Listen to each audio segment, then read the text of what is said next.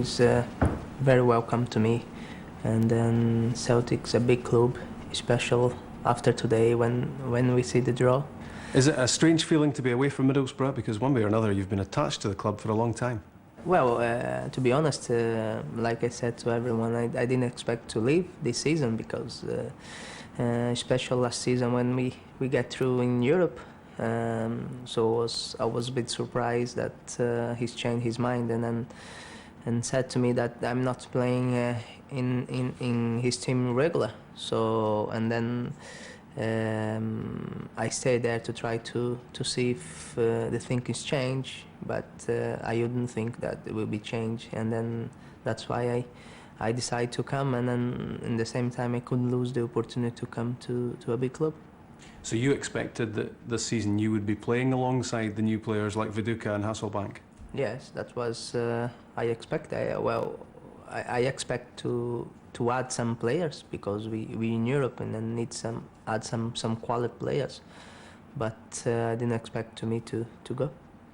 How big a factor was the Champions League in your decision-making process? Well, I think just to see the importance is the Champions League for Celtic club, and then I think it's not disrespect the league because I never thought because I never play in the Scottish League, so I cannot say nothing until I play. Of course, it's not as the same level as the Premier League. You must be relishing the prospect of those big games in Europe coming up against Barcelona, AC Milan, Shakhtar Donetsk. I think it was a great draw to Celtic, and then also, like you said, every player wants to play in big games, and so there is a big games to play. Celtic have got bags of firepower, players who can score goals. The missing piece in the jigsaw has been somebody creative operating behind, someone who can do something a little bit different. Does that sound like you? Well, I'm not, like I said, I'm not as a good goal scorer like Larsson was, and everybody knows that. And then I'm here to try to play my football and try to make the goals happen as many as I can. Henrik Larsson has become a Celtic legend. Are you concerned at all about inheriting his number 7 jersey? Well, to be honest, I didn't know the number 7 was the biggest name into the Celtic Football Club until I got here. And normally I used to play with the number 10, but only number 2 and number 7 left in the first 11. So I just picked number 7, and I know how important means the number 7 to the supporters, but I'm not worried about that, and I just want to wear a shirt and play. Throughout your career, you've always had a close relationship with the supporters you've been playing for. Do you expect the same sort of thing here? Hope so. Like I said, I think you have to do your job into the pitch, into the ground, and then does 100% for this club, and then I think is the way that support wants to see a player, just give 100% every game. You're 31, you've signed a 2-year contract with Celtic. I think as well, you were wrong, I'm 27. Sorry about that, I was sure you were 31 as well. Anyway, my mistake. Do you think you might finish your career here, even at the age of 27? I never think. It's hard to plan when you are football. It's hard to plan your future. But I always have in my mind to finish my career in Brazil. So I think I will do that. Have you not heard the weather's better in Glasgow, no? I think I used to in the weather in Middlesbrough, so I don't think it's much worse. Have Celtic, I wonder, signed another magnificent 7? They certainly hope so. The Celtic fans are looking forward to the big match. Let's hear from them. You can never tell these things. But, I mean, Old Firm games kind of take care of themselves and the league will take care of itself, but it'll be good to go 5 points clear. It'll be very, very hard for them, but I would expect a jet reaction for Rangers. They'll have something to prove, but we've got the strength there. We've been there before. I'd say maybe 3-1 to Celtic. A lot more pressure on Alec McLeish, so pressure's all on them. It's a good way for Celtic to be going into a match. Just sit back and enjoy it. Maybe grab a goal on the break and then bring on junhinno and the fans. Make a good day out of it then. If he plays today, he'll score in his debut, and I think I got to go by Rangers.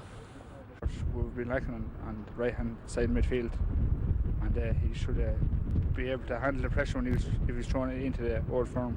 He should be able to handle the pressure. It's just a fairy tale. I mean, it had to be Barcelona. Deep down you're saying you must draw them, you know. Well, he'll get a great reception. Henrik Larsson's he's an icon here. He's loved for what he done. Celtic supporters never forget him. They never turn against him. Different class. As a true professional, he did well for us. I'm sure he did well for Barcelona. No doubt he'll score against us, but that's Larsson. But as long as we get a good result at the end. The Celtic fan. That he's fit, but the physical side of it, let's see how he gets on. Anyway, of course, I don't care how much you've played. If you haven't had first team action for a little while, then you're going to be a wee bit rusty. On the mental side, I mean, he's a World Cup winner, so I'm hoping eventually he won't have too many worries in that score either. Does he alter your system and your approach to games now? Will it be more of a 3-5-2 system with junhinno in the team? Well, I suppose that'll probably depend how things develop over the next few months. With someone like junhinno, you would want him to try and play as freely as possible. Obviously, there are different considerations for different ties, different venues, all that type of stuff. But at this minute, just let him get on, let him go and try and enjoy the game today, if that's possible, and let him play. Now, a massive game. How much does form and past results go out the window when it comes down to an Old Firm game? I don't think it matters a jot, to be perfectly honest. I think the only consideration you would give is in terms of confidence, and I mean, the games that we had last season are exactly that. Last season, I don't think it matters a lot.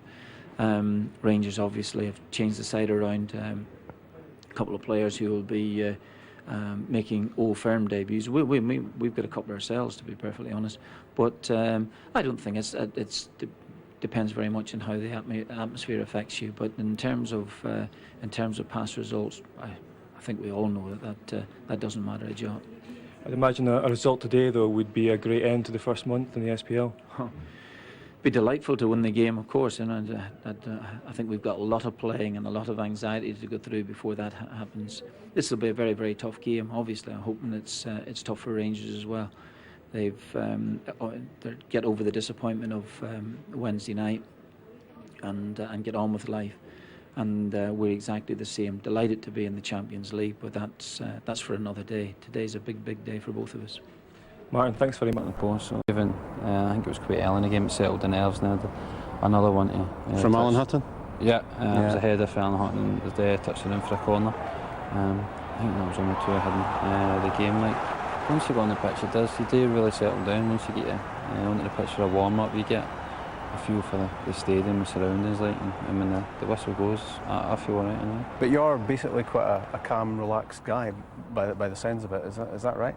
Yeah, I always have been. I don't get it changes. Like, it's just your personality. I don't get really worked up by anything. If referees' decisions go against you, I mean, you can't change anything. Or you lose, if you make a mistake, you're never going to be able to change it. Like, so I'm always relaxed and looking forward. And yet you're a 19-year-old who's Celtic's first-choice goalkeeper. I mean, presumably at times you've got to blink and think, is this really happening? Yeah, it's just because of the age, I think. Obviously, this is only my 4th year since I've been at the club, since I was 16, like, so it's hard, but once you're in the team, you don't think about your age, and the players and the managers don't think about your age. It's about performing in the field, like, and I feel confident in my ability to be the number one, so as long as that's there, that's the main thing. What do you think of the goalkeeper at the other end, Stefan Klos? How highly do you rate him? This the best in the country, probably. He's unbelievable. He's in big games, even the game they get Wednesday night there, he was making saves, and I think it could have been over before it was in the end. He kept them going right to the end into injury time, so he's been unbelievable and a good role model for a youngster like myself coming into Old Firm. You can put Rangers in a pretty bad position on Sunday if you win. They're out of the Champions League. That's come as a big blow to them. If Rangers go 5 points behind, that's a strong advantage for Celtic, isn't it? It is, yeah. It's obviously early in the season. Obviously, when they play the play it down a bit, like, but it's to win, which is obviously going to be difficult because they've signed some good players as well, and they were a bit unfortunate in Wednesday night as well. But it will be a big psychological advantage if we can take the points here and extend the lead to 5 points. But as I say, it is really early in the season to be tipping it as a title decider, you know. I remember David Marshall winning the Man of the Match award at the end of the Barcelona match in the new camp last season, and he looked as if he'd been out walking his dog. He looked as if he'd been through that sort of level of exertion, Craig. Yeah, I mean, if you're going to go into games, and you might as well go into the deep end, and you know, obviously playing against Barcelona was absolutely fantastic. I didn't realise how tall he is. You're saying he's about 6'3". He's got a great presence in the goal, and I think he's only going to improve, and he's got that confidence. He knows he's the #1 goalkeeper at the club. He knows Martin's got faith in him, and that's showing his performances.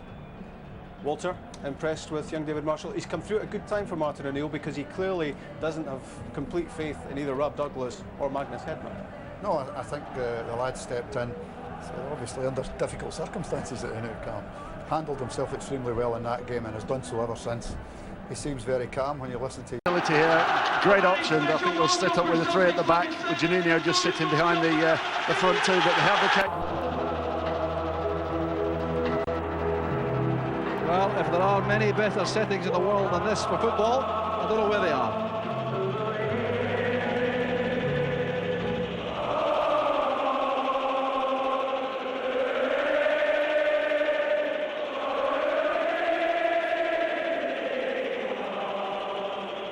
So it seems to be all Celtic at the stadium. That's not quite the case. Chris Sutton is not what he would like to be. He's sitting in the stand unfit and looking on. I'm sure he'd be much calmer if he were playing. So about 7,000 or 8,000 Rangers supporters in the stadium. Outnumbered, outshouted, and the Brazilian flags are flying for Junhinho.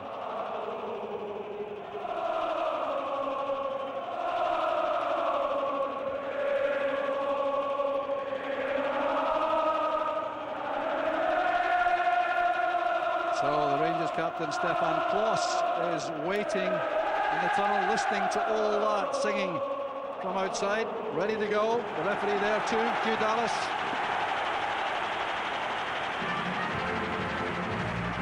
So the welcome can be expected now. 2 maskets there. Kieran Smith, Rhys Kilbride is 7 years old, and the 10-year-old from Falkirk is a young man named Neil Mochan.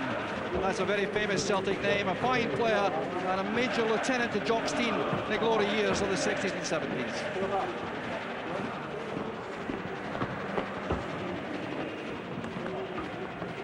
Referee Hugh Dallas officiating at his 15th Old Firm match, so he is a very calm-looking figure. And over the course many times before, in fact, he's handled the last 3 Old Firm games here at Celtic Park. Petrov and Novo on good terms.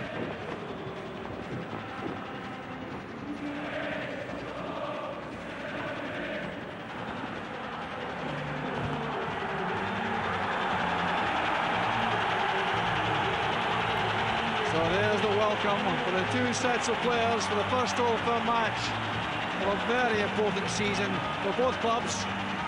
Celtic certainly starting better than Rangers, and there's the man on whom so many hopes are pinned, Junhinho. Yeah, looking forward to seeing Jock. It's been a little bit quiet over the last year or so, but must be bursting to get into regular first-team football. Looking forward to seeing him play. As I say, just slotting in behind the front 2, trying to pick up the spaces that the front strikers leave, dashing into the box. Them exciting runs that we've seen him make in the past, and I'm sure that's what the Celtic fans are looking forward to seeing. One major decision was made by Alec McLeish for this afternoon's match. That was to leave out Peter Lowenkrantz and bring in young Alan Hutton, who's just 19 years old. He played 11 times in the first team last season, scored 1 goal, and he'll be expected to play at right back. Yeah, big, strong athlete, strong mentally as well for a young player. Fitted in, came into the side for 11 games last season, and did extremely well for a young.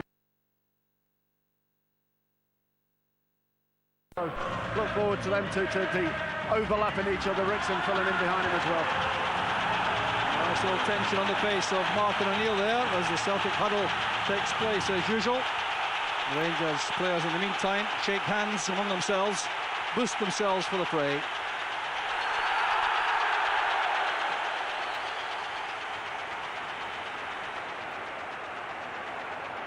So a nice bit of sunshine coming out now, Jock. We've had a downpour before the game, having the pitch being watered as well, so look out for some people slipping early doors. The referee Hugh Dallas checks with his assistants and prepares to get the match underway. Henri Camara and John Hartson all set to go for Celtic. So we're off the first Old Firm match of the season, and the very important opening stages to unfold. Just looking at the setup, Rangers already have a Ladzy starting out on the right, Rickson coming in one, playing alongside Mladenovic at the centre, and Alex Ray just on the left of Mladenovic. And Dado Purso starting off wide on the left-hand side of a five-man midfield with Novo on his own up front. Very interesting tactical alterations made by Alec McLeish, designed, I think, to tighten things up, especially early on. Nino's first contribution runs into Rickson. Zabaladze now to Novo. Purso's up clear very swiftly from the left. Chance for Purso. Great tackle by Didier Agat. What a recovery that was by Agat. Yeah, super play there from Rangers, just getting the three flat. Good deep run there from Purso, but just not getting the ball out of his feet quick enough. First touch should have been in front of him, but great tackling back there from Agat. Celtic 2 started and appears in a four-man back system with Agat, Balde, Varga and McNamara. Three in the middle. That's Petrov, Lennon and Thompson, with Junhinno released to support Camara and Hartson up front.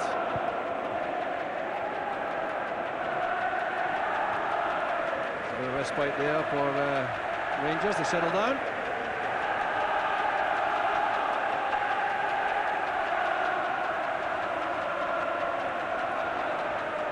So midfield of Petrov on the right, Lennon in the centre with Thompson, and Junhinno favouring the left-hand side. And the formation set up by Martin O'Neill really is cat and mouse tactically, Mark.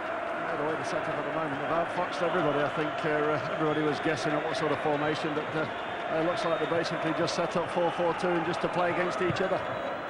That means Alec Ray playing left centre towards the left flank for Rangers in midfield. But Purso started out there wide in the left also, although he did produce that superb run to support Nacho Novo right at the start of the match. Here's Camara. First strong challenge between Ray and Lennon. Ray's taken a knock. This is McNamara. Referee's given the free kick, and there will be a hold-up for treatment, I think, to Alec Ray. No, he doesn't want any treatment. He's back on his feet. First coming together there of the big small two, should we say, and then Neil Lennon just slightly coming off favourite there. No complaint though from Alec Ray. He's back on his feet, and I'm sure the next challenge will be interesting. So it's Alan Thompson over the set piece. Will he try to test Stefan Klos? Disappointing one. Well blocked by Novo. Novo forced Lennon to hurry. It's well won by Vignal for Rangers. Safety first there from Alan Thompson. Well, clearly lots of thinking has gone into this match. The part of both managers. Decisions have been taken. And of course there may well be contingency plans. Here's Junhinno. Bowled over there by Purso with advantage allowed. But the Gat was then caught. And the free kick goes to Celtic. Yeah, just caught a little bit late there from Purso, but we've seen that in a few games from Purso. He's quite prepared to chase fullbacks, chase wider men and put his foot in, but just catching the gap there slightly late. So referee Hugh Dallas is coming over there to speak to Alec McLeish.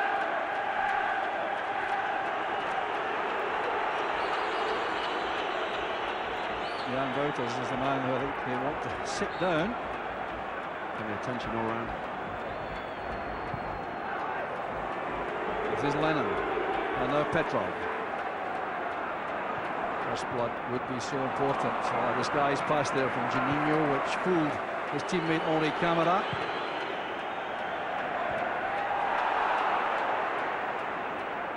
Rangers entering this match with more Old Firm debutants than normal. Here's Camara turning it back to Hartson very calmly, sideways to Petrov. That's Camara, the cover provided by Vignal with a late challenge, giving a free kick to Celtic. And Arveladze protesting to the referee, who pointed to his top pocket. Very fast and furious in the middle there. Mladenovic just sliding in, Petrov just getting the ball away. Quite rightly, Hugh Dallas flowing up for a free kick there, but very sharp in the midfield area. As you said, the pitch very, very wet, and the ball just slicking around. Yeah, the pitch was heavily watered long before the match, and then the rain came on just about half an hour before kick-off. There's Thompson now with the free kick. Headed across, a good one! Scrambled away by the Rangers defence. Moore and Kloss between them got that away. Fantastic ball in there from Thompson. Great header across the goal, but Kloss doing what he's done on numerous occasions, just getting his hands and pushing it into a safety area. The goal will be taken by Didier Gat.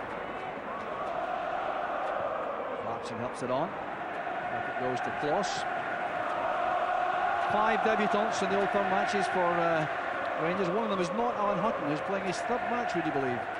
But Alec Ray's a debutant, so is Bumsong, Vignal, Mladenovic, and Tosso, and Novo. And here's Novo with a chance to take on Agat. And yet another splendid tackle, covering tackle by Agat. Yeah, that's what Agat gives you. I mean, we love to see him dashing forward in a wider area, but that is just phenomenal defending. Coming right across, seeing the line, seeing the danger. Nacho Nova, no slouch, but Agat extremely quick. Corner kick for Rangers. Rickson to take. Petrov's header out is decisive.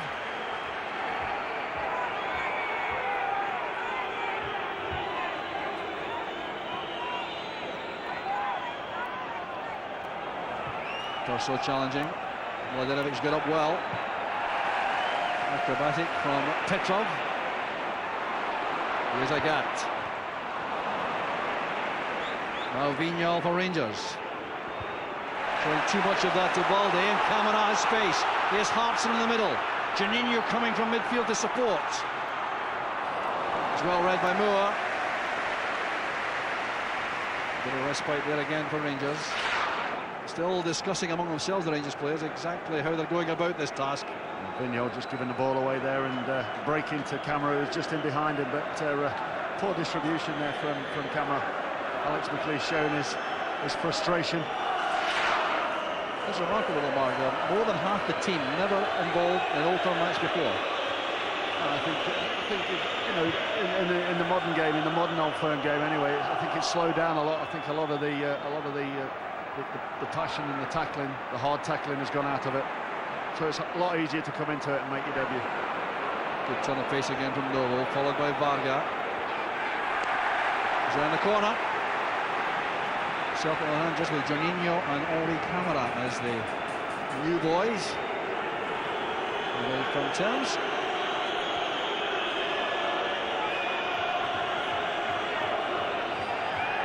Bumsong has arrived with Craig Moore.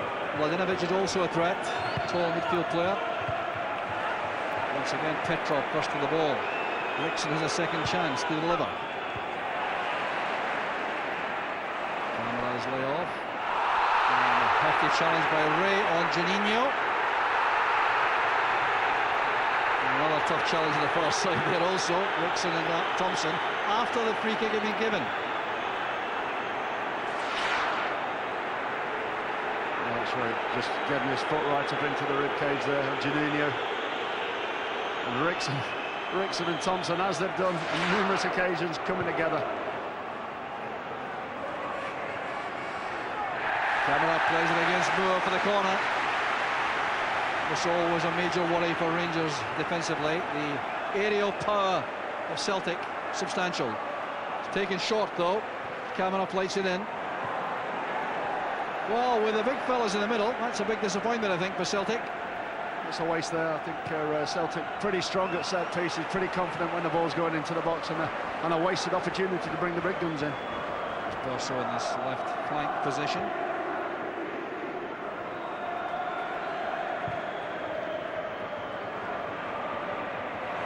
Headed away was by McNamara, straight to Hutton. Difficult pass for Arveladze to control though. Rangers still playing very narrow in midfield with Ritson, Mladenovic and Ray. Arveladze and Purcell wide. Novo on his own through the middle. 4-5-1 formation. Zagat. Here's Junhinno. Wrestled there by Purcell.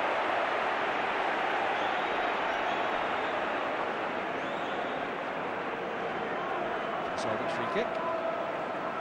Junhinno certainly been involved in the action plenty in the opening few minutes.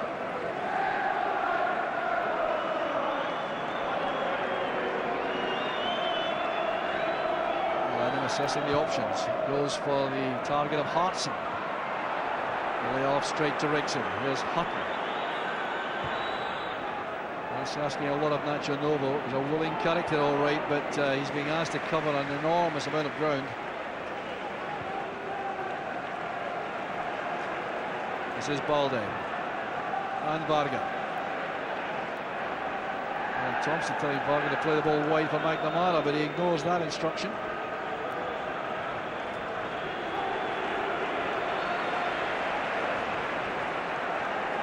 There's Balde. Zagat on the touchline. Well, plenty of passing there from Celtic without any real purpose in the middle of the field.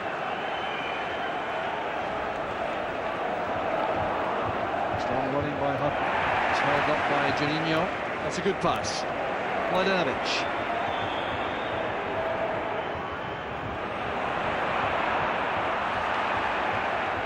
Good tackle by Vignol, finding Purcell with a ricochet. And got a foul there by Vignol on Petrov. What a free kick's being conceded by Rangers early in the match. They're just showing their eagerness to get and close the ball down there, but Petrov doing good there, just knocking the ball past Vignol. Vignol just getting his shoulder across, and an easy decision for you, Dallas.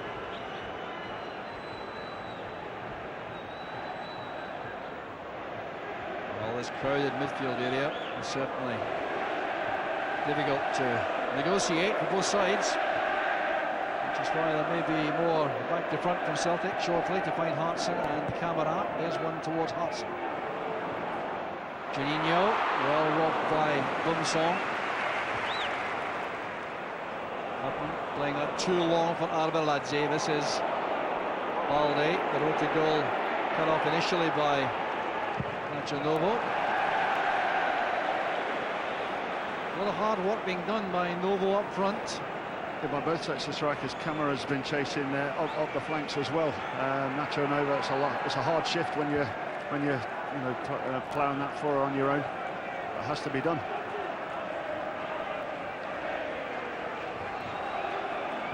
Arveladze back to Hutton. That's awkward, and Purcell almost got to that. A little bit of uncertainty in defence there, especially by David Marshall, who came a long way without making a good clean catch. Long ball into the far post there. Perso making up the distance from his position out on the right there, but Marshall just coming up short there. Barca going for the route one towards Hartson. Camara going in behind. That's good covering play by Gregory Vignol. A hefty challenge there by Camara. Results in a goal kick to Rangers. Good work again there from Camara. Vignol, plenty of time on the ball, just turn around there, but Camara chased him all the way across there.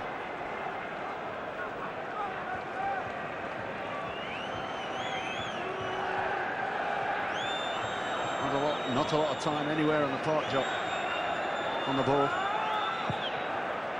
There's a tight midfield too. That's Barca getting it well. That's Petrov to Hartson. Tackle came from Bumsong. And the free kick is given for the initial challenge, I'm sure. The referee tried to allow advantage. It's now with Agat. Lennon under pressure from Novo. A wrestling match again between Vignal and Camara. And Vignal will be spoken to by referee Dallas. A number of infringements early in the game.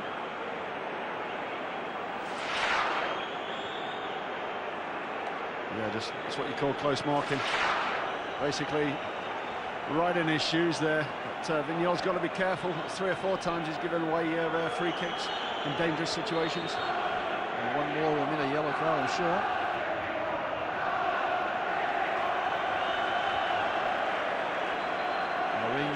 Rangers obviously have a problem here to defend this sort of set piece against Celtic.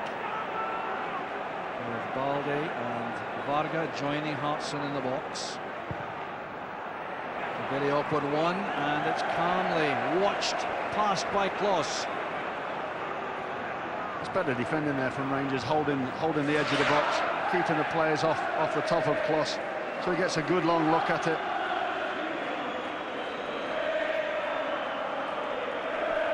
Strong play there at the back by Rangers.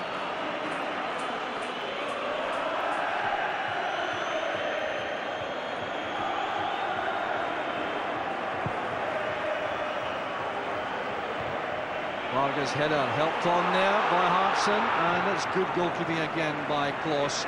Camara's pace was troubling Gunsong. Vignal closed down rapidly there by Petrov.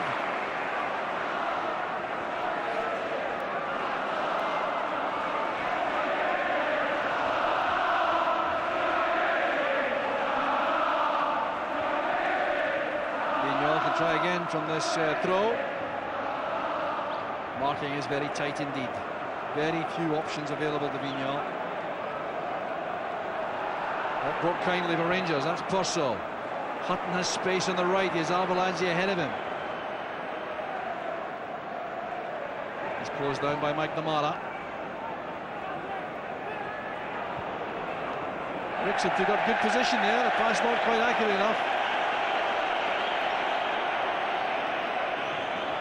But it really is important, surely, now for Rangers to have some of these midfield players getting up quickly to support Novo. Absolutely, I think that's what Rickson was trying to do there. He made a darting run just about 15 seconds before that to get in behind the back three, but wasn't seen. And then just a sloppy ball from Hutton.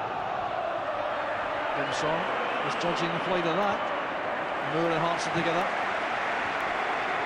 Moore's last experience of open match is preferred to Kishinishvili, who's not even on the bench. This is Hartson. Lovinovic with the clearance. Novo putting pressure on Balde. Oh, such a restless runner up front, Novo. He's having to occupy the entire back four almost by himself at the moment.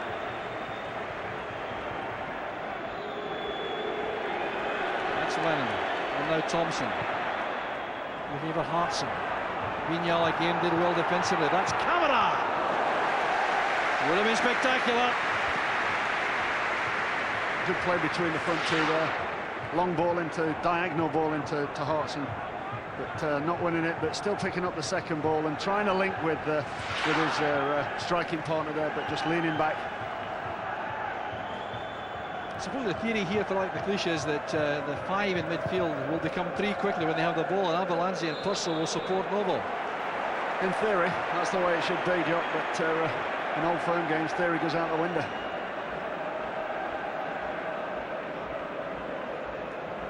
Lennon is waiting for Balde and Varga to make their way into the penalty box. That's why there's a delay for this free kick. The target, though, is Hartson.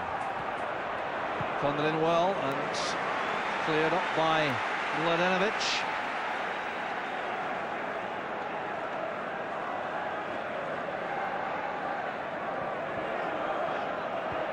Petrov has Thompson available again. Thompson going a little deeper with Junhinno in the team.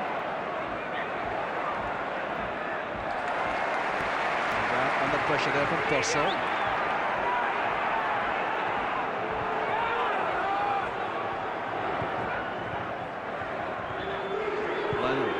to Balde. Rangers all back facing the ball. Every player. This is Barca. And now Lennon. Immediately, Hudson pulls off the far corner of the box to move it across. Brilliant shot to Junhinno. And good defending there by Vignal. Long chase here for Novo, and Balde already knows he has to step out quickly for that.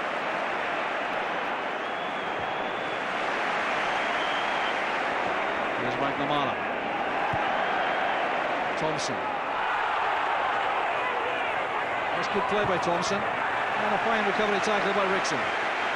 Good play there on the far side there, good play from Celtic. Playing out of the back and then just trying to get Thompson in behind Rickson. Lennon again available for the throw. Thompson did well to get to McNamara, and claiming that one. It's a throw to Celtic.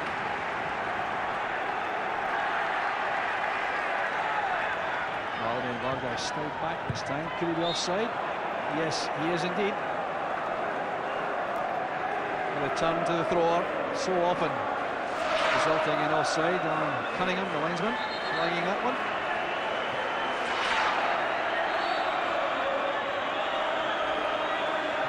Well, who's happier in the dugouts at the moment, Mark? I think Alex will be quite pleased with the way the team has settled down.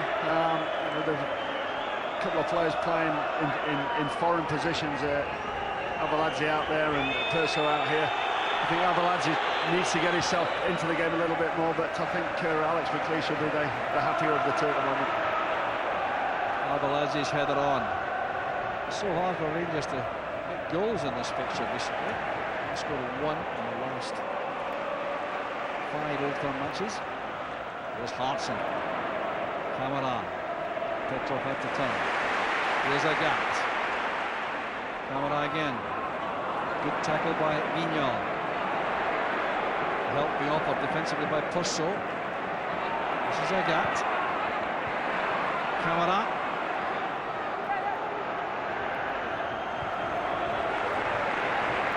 Celtic retaining possession well here. Petrov has Varga available. Lennon is always available, it would appear. And now Thompson. Shot for the pass for Junhinno. Novo. Playing the safer pass to Vignal. That's for Perso. Good cushion header and eased off the ball very comfortably by Varga. Head control was good initially from Perso, but no chance of going past Varga. It's the problem Rangers will have. They're getting that many people behind the ball and making it difficult for Celtic to find the spaces. When they do get the ball, it's difficult to get plays in advance of the ball to support the player on it. Petrov showed too much of that to Vignal. That's a Rangers throw.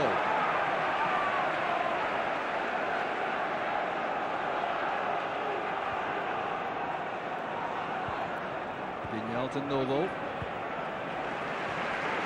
Celtic defence closing in very rapidly on Novo, treating him with due respect. This is Thompson. Lennon trying to pick out McNamara on the far side. Forced to hurry there by the attentions of Hutton, but it breaks now for Petrov. Agat can have a run at Perso. Camera shows ahead, that's good play. Agat's cross. Sliced away by Moore, but the touch was important. Arveladze. I think Moore deserves credit there. He made an angle for Arveladze, which Georgia decided not to take up. It's too long for Hartson. A lot of planning, a lot of purpose in the Rangers setup. No question about that this afternoon. I was stung by a lot of the criticism they had, Mark. Yeah, obviously, I think it was a poor result in midweek, and obviously the press do react in a negative way, and I think the players take that on board, and it's important to get that off your back as quickly as possible, and no better way to do that than come into an Old Firm game and get a positive result if you can. Penalised for handball, but it was skidding off the wet surface to his right arm. There's Junhinno, and now Camara! What a chance for Celtic! Well, they really don't come any better than this. It was Junhinno's alertness which set it up for Camara. Perhaps he should have left it to the Brazilian. Yep, should have left it for the Brazilian. Brazilian playing the little 1-2 there. Camara just coming in and taking it off his toe. It would have been a lot easier for Junhinno there just to have a straightforward side foot on goal there. But that's what we're used to seeing in Junhinno. A little quiet in the opening 24 minutes, but if that's the signs, then the Celtic fans will be pleased. Just starting to get into the game. Martin wins the high ball, but does so by using his arm illegally on Vignal. Free kick will have to be taken again. Rangers think it's been taken. Referee Dallas is bringing that back.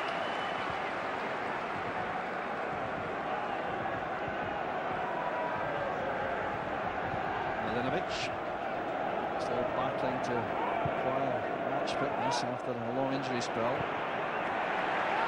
Clearance by Varga.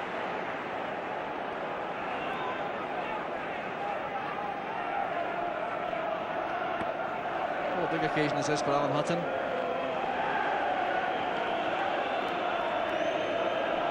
It's his third Old Firm match though. To put himself well when he's been brought into the side. Headed away is by Balde. Rangers have a chance now to bring some players forward to support this attack.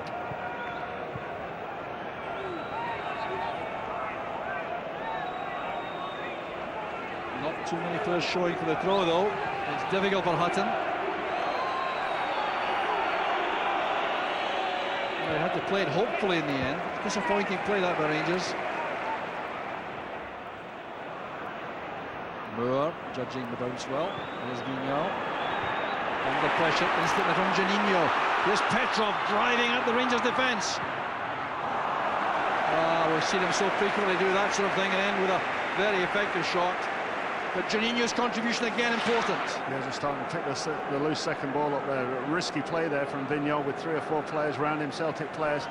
Petrov just being forced into an area away from the goal and just pulling his shot away, but Vignal's got to be careful there.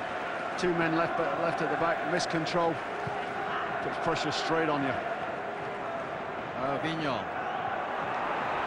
careless one. Celtic in possession again, enjoying more and more possession as the game develops. Here's Lennon. Now Camara. Petrov takes over, looks to see if McNamara's an option, decides it's too ambitious a pass. Now Varga. Everyone back except Novo to face the ball for Rangers. This is Lennon. And now Junhinno. It's blocked by Mladenovic. Novo's on his own at the moment. Nimble play by Novo. He needs support. Mladenovic is trying to get there. He's the only target. Well, there was the problem, no doubt about that for Rangers. No free kick given, the game continues. Rangers still enjoying some possession.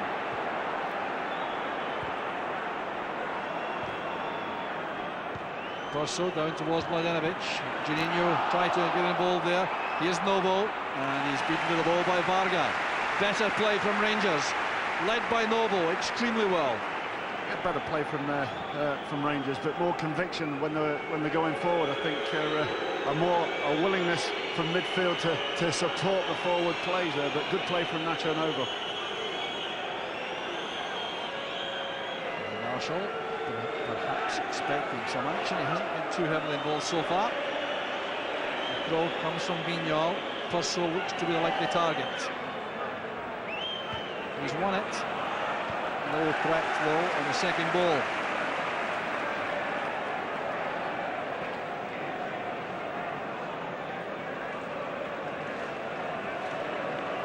So approaching the half-hour mark now. Celtic enjoying territorial advantage, no question about that, but not creating too many clear chances. Just a couple they might have done something with.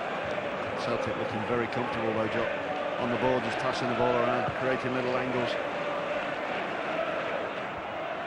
His header, that's Thompson towards Junhinno.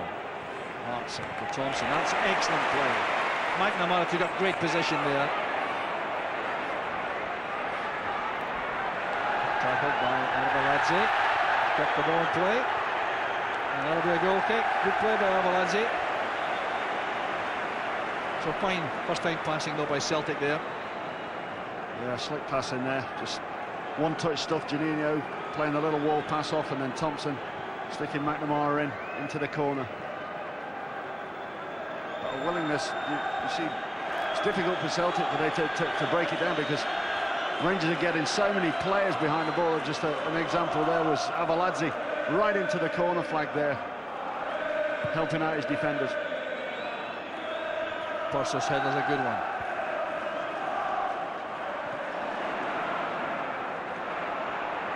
Wilson sorts that out. Hutton waiting for Novo to make the run. That allowed Camara to step in with a challenge. I really do think the burden placed on Novo is immense. Here's Hutton. Error by Mladenovic. This is Camara. Tried to play in Junhinno. It's back with Thompson. Now Hartson. Oh, a straight hand off there on Vignal, and he'll be in trouble for that. It's a free kick to Rangers, and there can be no argument over this. A straight hand off. I think he just was unlucky there, actually, John Hartson. I think you know, strikers do play holding defenders off with their arm, but on second viewing now, I think a free kick is warranted. But strikers, when they're playing up, defending the ball, they've always got their arms up and holding defenders off. But that's still a foul, isn't it? Still a foul. To get away with it 9 times out of 10, but Vignal was swatted like a fly there, Jock. There's Bumsong. Bad clearance by McNamara. That's Rickson, and now Arveladze. Well, first real attempt and goal by Rangers. Not a bad one, that by Arveladze. Has the great quality of going on both feet. Yeah, there's a great attribute, that being the dexterity of a striker. Can go left or right. Very, very difficult for defenders to know which way he's going, but it's better to see from Arveladze. He's been quiet, very, very quiet in the first half. Been out of the game for long periods, but it's an encouraging sign for Rangers. Stefan Kloss gives that straight to Thompson. Junhinno hops it on to Hartson. Junhinno wants the ball again. Lost it around the box like this. And it comes off Craig Moore, but his slickness of feet is quite remarkable. And there's Junhinno losing the plot there with Alec Ray. The problem emerging there, it was Junhinno who reacted angrily. Just a great run there from Junhinno. That's what we're used to seeing from him, getting the shot off there and a coming together. Alex Ray a little bit naughty there, just grabbing him round the neck, and then Junhinno reacting. And nothing spotted by the officials, so the game continues. And also welcome to Glasgow there for Junhinno, and he didn't appreciate the attentions there of Ray.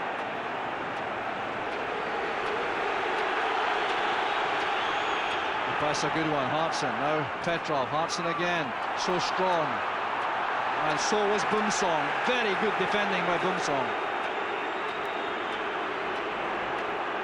Corso to Vignal, and that's a careless one. Howls of derision from the Celtic supporters for that pass from Vignal. A bit sloppy in his passing in the first half. Vignal. Bumsong got up well for that. Petrov is penalised. Could have, I think, with a challenge on Purcell. Petrov offers the apology.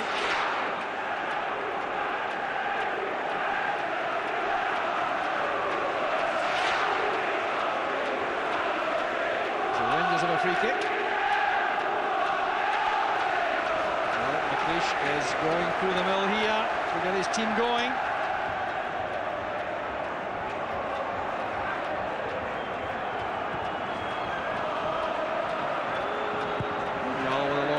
But that's not the kind of service that Nacho Novo wants. Maybe Purcell could do more with it. Mladenovic, Hutton supports on the right. Arveladze is ahead of him. Here's Rickson. Now Ray. Worth the effort, that. Alec Ray's waited a very long time for his first Old Firm match. Didn't happen in his first spell at Rangers as a boy. It's the first time we've seen that the Rangers midfield actually get up and support the Rangers attack there, but more deliberate build-up there from Rangers. Ray's header.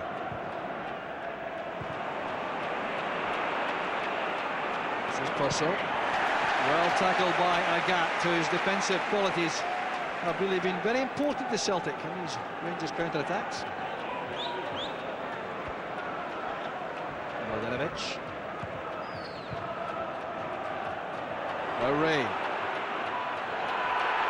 Deflected there through to David Marshall.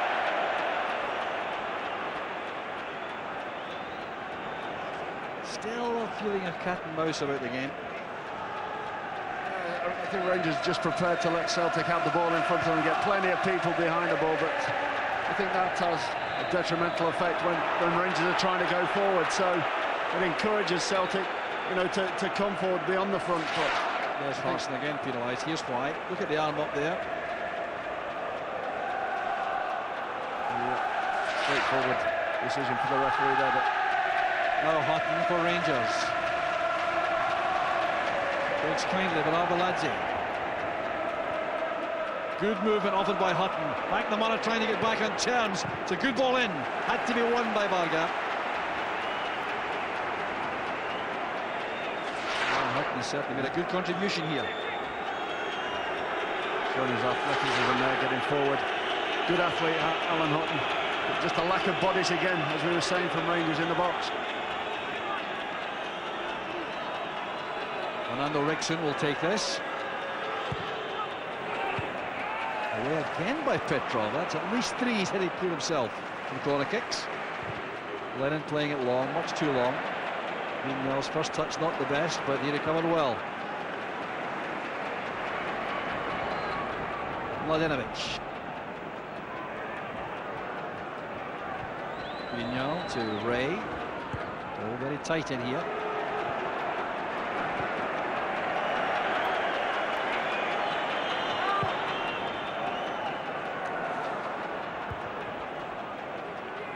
Header on there by Agat, straight to Vignal, who's challenged by Camara, but Vignal won that little joust. Now Rickson looking for options inside and ahead. That's good play, and Mladenovic waiting for that. Thompson stepped in. Here's Junhinno, crosses his man's bows brilliantly. That's a good ball for Petrov. Hartson now to Camara.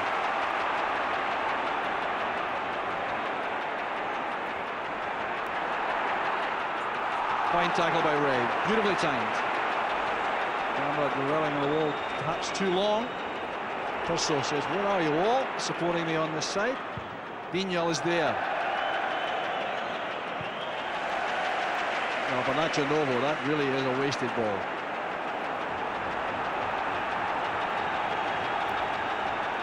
Once again, Rangers funnel back to face the ball. Celtic can have it as much as they wanted here, it would appear. Junhinno shows.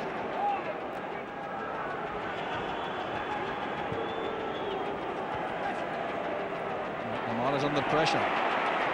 Reacted well.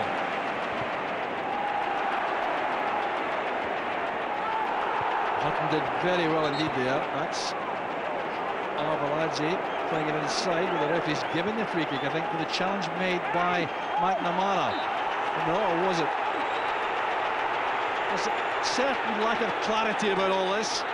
The referee has given a free kick for the challenge made by McNamara, which I think he deemed to be dangerous on Hutton. Clear as mud, that.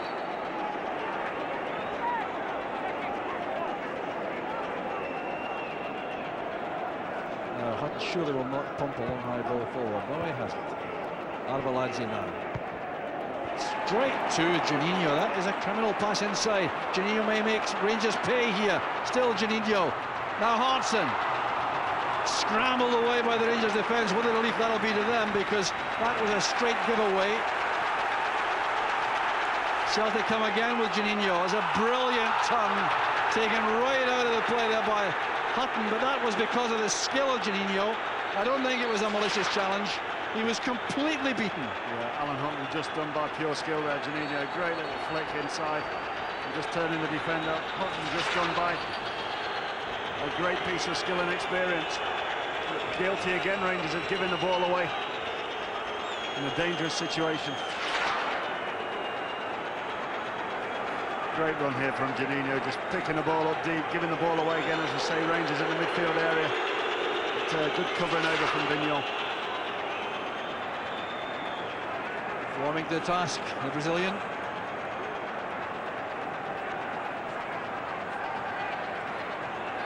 Big men are forward here for this one from Thompson.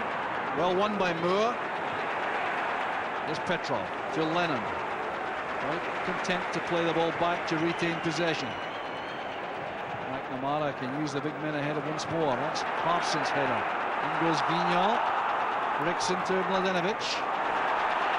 Misunderstanding there. Junhinno's cross is a little bit excessive, and the goal kick it is to Rangers, and relief for them because Junhinno had a very good position there. In the dicey game, Rangers defending deep, encouraging Celtic to come on. But a lot of possession, Celtic. You can only see, is it a matter of time before they start to pepper Klosser's goal? It certainly will be difficult to maintain these tactics for 90 minutes. You think there has to be a change at some point? Yes, I think the way Rangers have set out first half, they've just looked like they're happy to come away here with a point. Offering very little going forward. Achanova just working his socks up on front on his own. The last 0-0 draw at Celtic Park was in January 1996. So the odds are against it remaining goalless.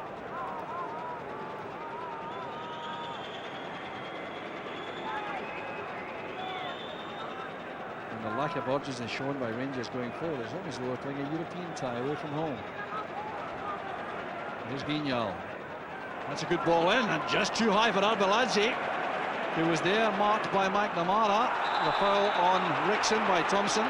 It's a free kick to Rangers. A little bit of joy here, Rangers in attack. Vigneault's going to go across to play this in left-footed, I think.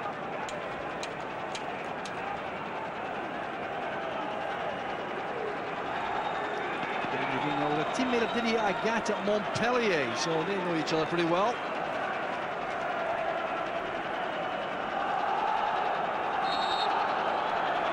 This will need to be whipped in, I think, by Vigneault to be effective.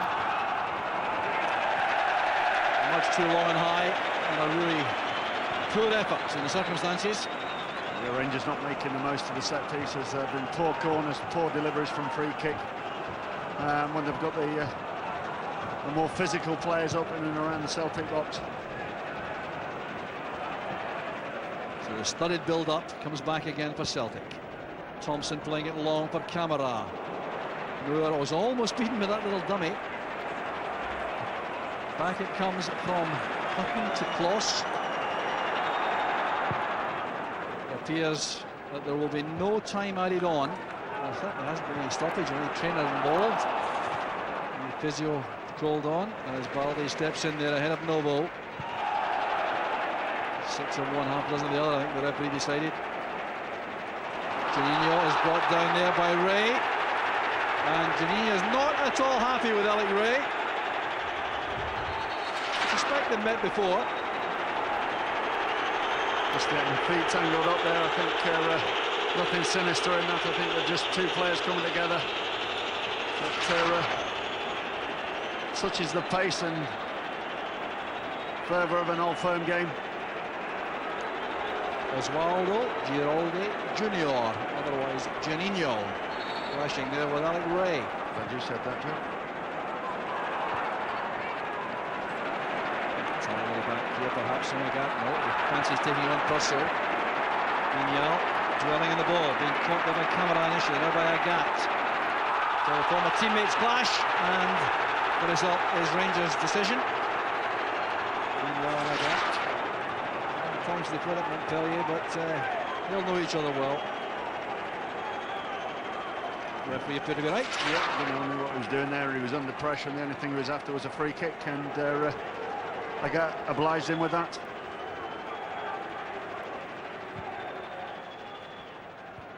Verso's header.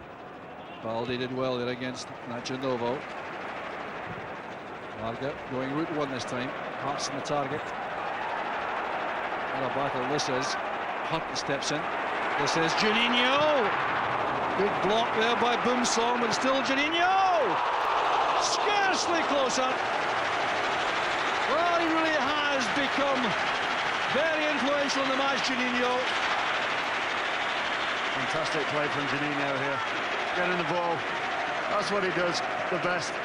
Exploit space in between him, and unlucky there. Saw Kloss coming to close the ball down, and it just inches over the top. Disappointment there for Mark O'Neill as the half-time whistle goes. It's been tense, it's been enthralling, it's been very close. It's been peppered there with some beautiful piece of skill from Juninho. But the half-time score at Celtic Park remains level, and both sides will take something back to the dressing room. Celtic attacking. The first half was engrossing stuff. The second promises to be no different. The first Old Firm match of the season with commentators Mark Hateley and first Jock Brown. And this is now the 15th time that Mark O'Neill and Alec McLeish have clashed. O'Neill has won 7, McLeish 4, and 4 draws. And there's the man who made change again in favour of Mark O'Neill, because his first half performance, Mark, really was special. Juninho. Yeah, very impressed. Settled in. I think since they're coming together with Alex Ray in the penalty box, when Alex just grabbed him around the neck, I think that sort of shook him into life and said, right then, I want to be part of this game. And I think from that moment on, there was only one player, that's caught my eye anyway, Jock, and that's been Juninho. Some great runs, some vintage stuff from the little Brazilian. So it's Rangers to get the second half underway, and it will be interesting to see what tactical alterations may have been made. There's no personnel changes, so it may well be just as we were in the first half. And once the beach ball is removed from the far side of the pitch, Hugh Dallas may decide to spike that, but he is obviously catering to some youngster by keeping the beach ball inflated. Mark O'Neill will have been very pleased with Juninho. Alec McLeish may well have been very pleased with his team's resilience. So we're on the way again for the second half of the first Old Firm match of the season. And both managers now have had the chance to reflect on the way the game unfolded in the first half and make whatever adjustments they think appropriate. So we're looking around for changes. Celtic appeared to set themselves up exactly the same way as they finished the first half. And indeed, the Rangers appeared to have done exactly the same. So the first throw goes to Rangers on the far side. Ori Camara battled very hard to find space without getting the chance to run in behind defenders, because there really was no space there. There's Novo, and no one supporting. It's easily picked up by Lennon. This is Barca. Lennon being put under some pressure there by Rickson. And Rickson wondering why Alec Ray didn't help him with the closing down process. This is Juninho. The ball straight away. Always willing, Juninho, to play a very simple first-time pass when the occasion demands. Not always looking for the glory dribble. Headed away by Lennon. It's clever play. I mean, Juninho's an experienced player, played at the highest level. You play your little passes, you play and you move, and the picture in front of you then changes. And sometimes it's a better picture in which to get the ball back and then start to play from. And this pass, a good one to Petrov. Support comes from a gap on the right. Verso is back helping defensively in that left midfield position. 4-5-1 remains the Rangers formation. That means Celtic can enjoy plenty of possession in this area of the field. Rangers not too troubled about that. Marking very tightly though at the business end. This is Petrov getting away from Mladenovic. Now Hartson. The Camara. Shooting chance perhaps. Upton has to play that away. He was hoping it might reach Stefan Kloss, but it didn't, and Juninho made him hurry.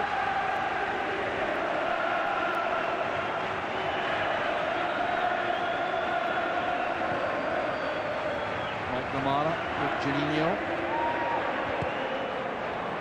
Losing out there to Arveladze, but gets it back here to find Mike Namara. Arveladze did well. Showing good close control.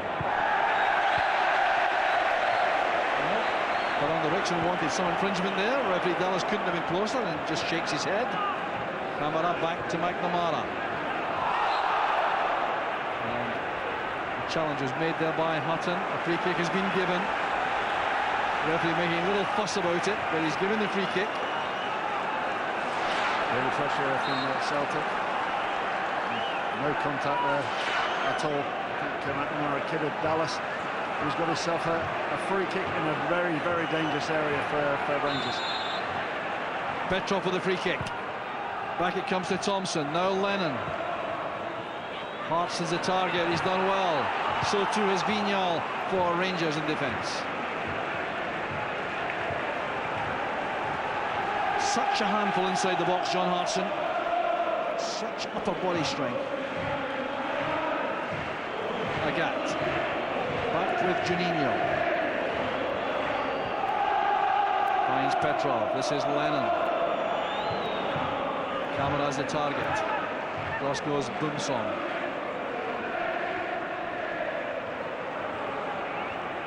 Vignal trying to keep that ball in play. Purcell too, doing the same. Lennon has won it back for Camara. Bumping tackle goes in from Ray. Breaks for Agat. That's Purcell. Losing out to Lennon. Tackle results in a free kick to Rangers, taken quickly. Achanovo held up by Balde. The arms are used. It's a free kick to Rangers. Well, I think Dallas' fitness is being tested here. He's very close to all the appropriate bits of action. Not quite what Mladenovic wanted, I think. Purcell was the target. Juninho showing too much of that to Ray. Mladenovic to Rickson. That was careless. Camara. Agat. The target is Hartson. He's up very well to that. So was Juninho supporting. Was that a hand used? Well, it certainly was by Thompson, but was it by Rickson first? Still no infringement. The referee had turned away from that Thompson handball. Put up against McNamara. Was challenged there. No, so the free kick was given. Yeah. Going up there, I think it's. I think the referee was right on top of it. Rickson's hand did go up there, but I think it was more ball to hand. And I think not too hard a decision there for referee Hugh Dallas. Moore turns it back to Stefan Klos. There is some activity now, I can tell you, below us on the Rangers bench as Varga wins that high ball, that towering header. Gray goes in heavily on Lennon. Well, Ray wants to have the last word on that incident. Looks as though Peter Lowenkrantz may well become involved shortly. Would indicate, Mark, that he's now thinking about winning the match. I think he's just looking to bring somebody fresh on. It's too long for Balde. I think somebody that can give the Celtic defence a bit of a headache, a bit of a threat with his pace. Shows that Arveladze is the man expected to be withdrawn, and Lowenkrantz would give it certainly give him an outlet, a release in the defensive setup. His terrific pace. He also has that remarkable goals record against Celtic. This is Purcell, eased off the ball by Petrov. Free kick given, taken quickly, good position taken up by Camara. The delivery is good and no one can take advantage. It was tailor-made for Juninho. He overran that. And Hutton thumping into the tackle, McNamara. The result was a throw to Rangers. Great ball in there across the face of the Rangers goal, but there's nobody there to side foot it in. Easy one for Marshall to clear. This is Ray. Mladenovic. Supported by Vignal. Rangers' confidence perhaps increasing. That's Rickson coming in, and it's not a good enough ball. Well claimed by Marshall. Boomsong's header, good one. But a loose ball collected here by Petrov. Junhinno was calling the ball inside. Mladenovic went to close him down. Now he may have to do that again. And a good touch there by Arveladze. Hutton has to go again. Arveladze had to get that beyond Varga for Noble, couldn't manage that.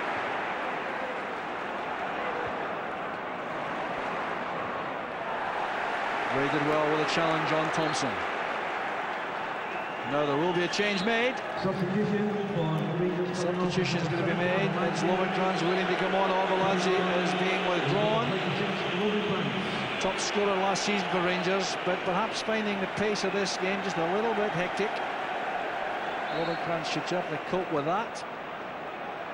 I think Arveladze, I think, has been very, very quiet. Had one effort in the first half, but apart from that, has been on the fringes for the majority of the game. Here's McNamara with Ray.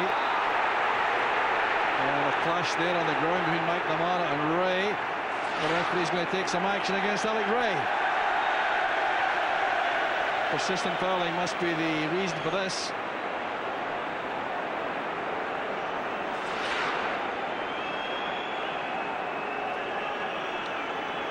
So a long debate between referee and player. And the one winner of that contest. No, it's a 1-1 only. Taking the yellow card in his pocket. Involved in a lot of stuff today, Alex Ray. None of the skins, but getting away with it again. Thompson's cross. Ray screaming the ball from Camara. Comes off the knee of Lennon for the throw. Lovenkrands is staying on the Rangers' right where Arveladze was playing, so there's no change in shape or formation with Lovenkrands' arrival. Purser still favouring that wide left position.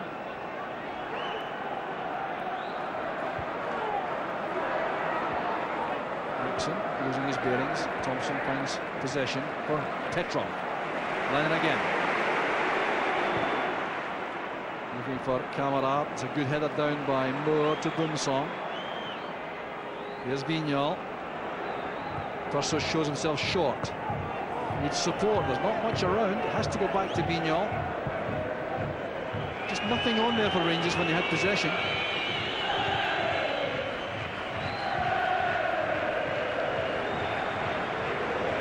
This is Moore.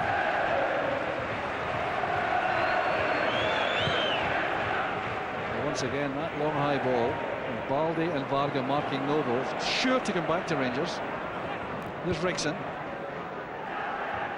Noble's pass. Lovenkrands to Rickson. Better play from Rangers. Good tackle by Varga. That's Lovenkrands. Noble. And a very good block by Agat. And a wasted effort from Lovenkrands.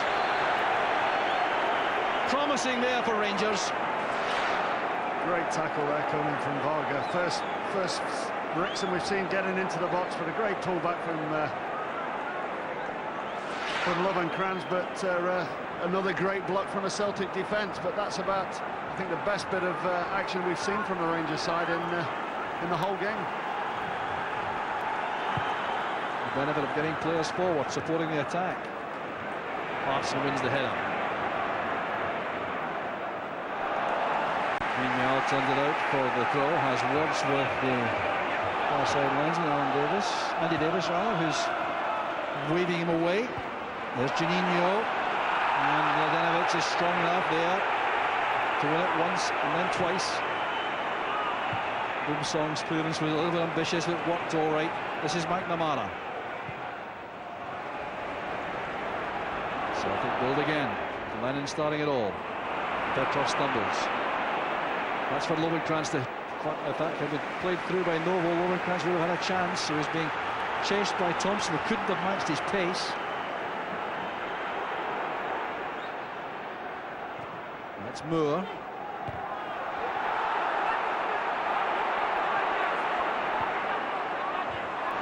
Mladenovic with the header. It's a bit untidy for the moment to play on both sides.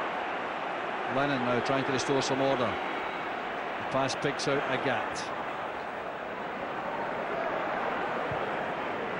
Junhinno, McNamara.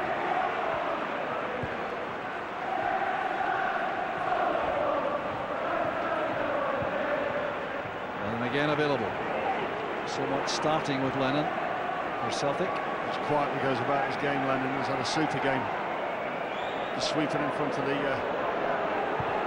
back four all the time, breaking play up and just giving the ball simple. This is Varga stepping forward, showing a lot of that to Mladenovic. Still it is untidy play. The marking is tight in the middle of the field. Rangers sitting deep, leaving very few spaces around at the back. Celtic have to begin in this deep midfield area. Camara comes short. There's Petrov. They're going back for Rangers again, except Novo.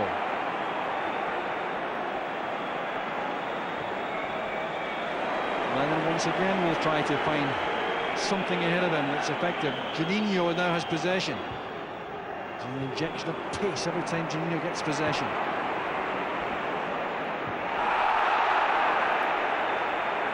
Lennon coping well with that challenge from Purcell.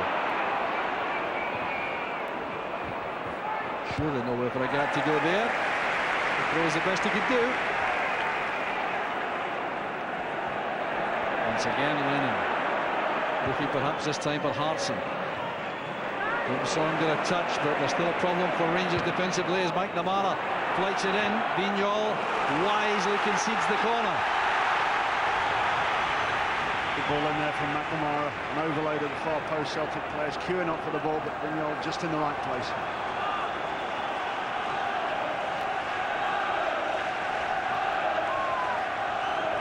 So the delivery from Alan Thompson once again could be crucial for Celtic. The big men are there.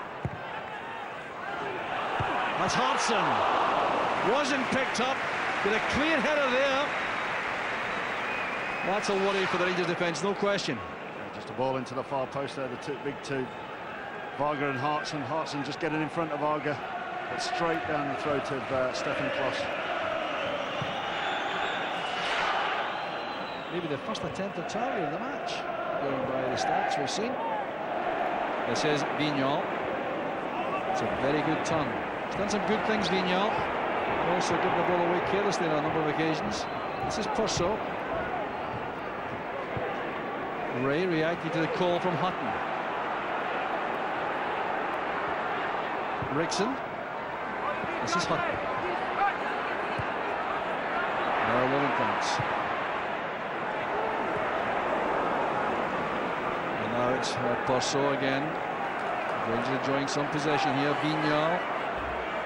Purcell's return pass, asking a lot of the fullback, but he's willing enough. And he's halted there by Agat's challenge. Better play though from Rangers.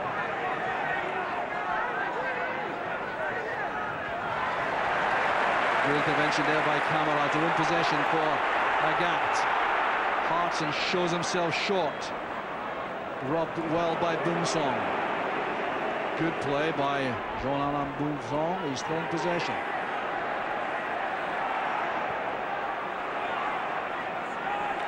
That's a good ball by Camara. Here's Hartson.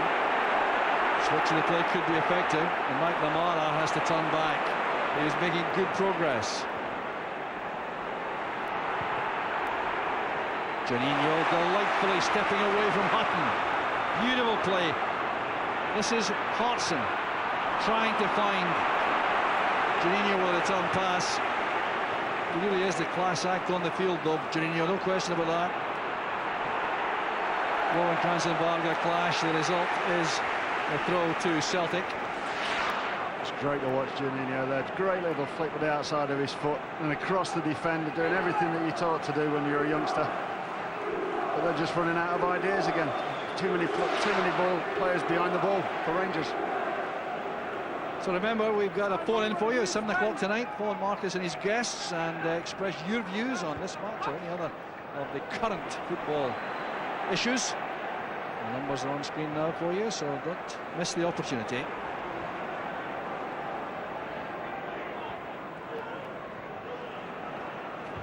So Boumsong plays it long. Here's Lovenkrands, cushioned it well. That's one over the top for Novo to chase. Vargas strong enough. Knew exactly where he was to head that back to Marshall. Looks as though Celtic may be contemplating a change. The management teams in the huddle down below us considering what might be appropriate. I don't think we'll be seeing any of this man though. Junhinno. Thompson. Junhinno goes again. No compromising there by Craig Moore. And why should there be? That's our play. Yeah, to throw to Rangers.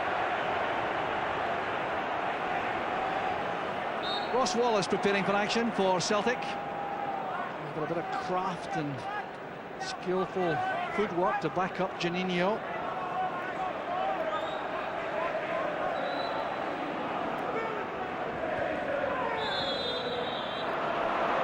Bit of climbing there by Thompson and Rickson.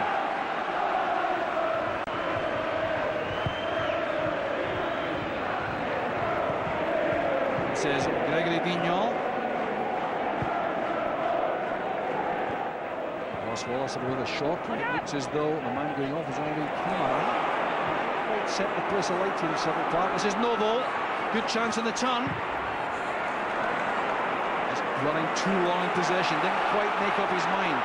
Here's Petrov now. Camara perhaps realising it may be his last involvement in the play. Gives chase. It's a throw to Celtic. Howells beating Craig Moore's attempt to take that throw from Rangers. Simple play from Barca again then. Nacho Nova just trying to get the ball back onto his right foot. Really hasn't yet caught fire, has he, Camara? Since his arrival from Wolves. No, I think he worked very, very hard first half, chasing in the channels, but I think end product has been very, very little, hence the change. Well, what does this mean? Does it mean that Junhinno plays even further forward beside Hartson, with Wallace on the left? He'll go. He'll be wide on the left-hand side, Wallace, to deliver some crosses. There's Junhinno. It's back now with Lennon. Crowd strangely quiet. Still tense and drawing encounter. That's a good turn by Junhinno. This is Hartson. Bumsong standing his ground as Junhinno tried to take an advantage there. Mladenovic again caught out by the pace of the game. This is Bumsong.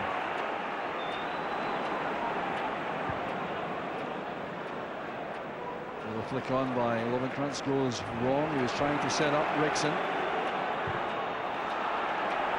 Hartson in a bit of a hurry. Purcell takes over. Purcell's pass, trying to get the ball beyond Balde for Novo. He may get a second chance. Novo's peeled off to the left. Vignal supports. Mladenovic.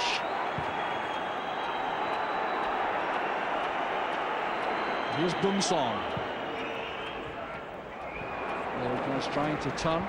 It's headed on by Hutton straight to the chest of McNamara, and Moore has time and the capacity to pick out Bumsong with a head knockdown. Suddenly it looks as though Rangers have grown in confidence. Possession back with Celtic. Lennon. Wallace, his first real contribution now. This is Thompson. Now a gap. Once again, Rangers are funneled back to defend. Hartson's header on. And Vignal did extremely well. Once again, he's had a good match over the piece. Certainly one or two loose passes like that. But apart from that, he has contributed well, especially defensively. That's Hutton.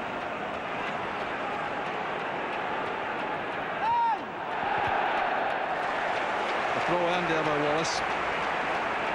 Well, the managers down below is really are going nuts. They can't believe the way the game is unfolding. They're determined to try to change the pattern and turn the game their way.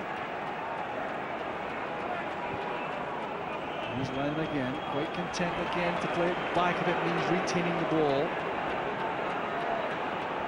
I'll be thinking they're able to run forward, I think, but deciding better that. It's with Thompson once more. Lennon has a gap on the right touchline.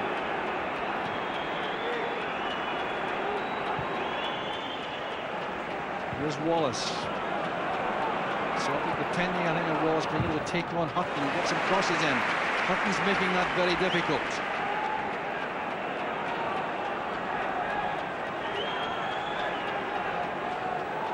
Stefan Klos directing traffic from his goal line as Wallace has a chance here now to send the ball across. Oh, that's good play. Moore with a clearing header straight to Thompson. Now McNamara. Thompson want to remember. There's Rickson and space on the far side. Mladenovic. The Purcell's behind him. He had to get that beyond Balde. Failed to do so, and handball decisions given by referee Dallas. And a yellow card will be shown to Balde for that. The free kick was taken too quickly. Well, he did well to see that because it wasn't a blind side, wasn't it? But he was right. Yeah, he was right. He was spot on, but I think it was a little bit unfortunate. I think the ball just went to the hand. I don't think the hand went to the ball. But stopped a Rangers counter-attack. Rangers pretty comfortable just sitting in and hitting on the break now. That was the ball from Vignal towards Novo, who lost out to Varga, took a knock in the process. Novo still on the ground inside the Celtic penalty box, being attended by David Marshall. Celtic still coming forward. Suggestion is the ball should be played out for a throw. Wallace can't make up his mind about that. In the end he did so, but he wasn't sure really.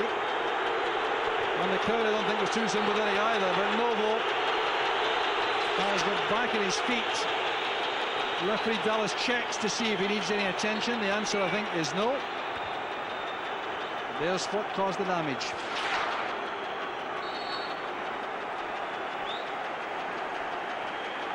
Now will Rangers give the ball back? I would have thought so.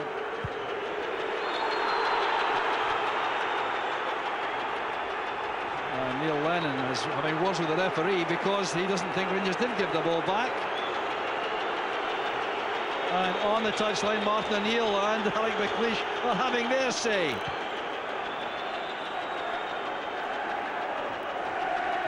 Martin O'Neill debating with Alan Hutton even. Free kick though for the challenge that was made on Hutton. This doesn't have to be given back, I don't think. Craig Moore will take this.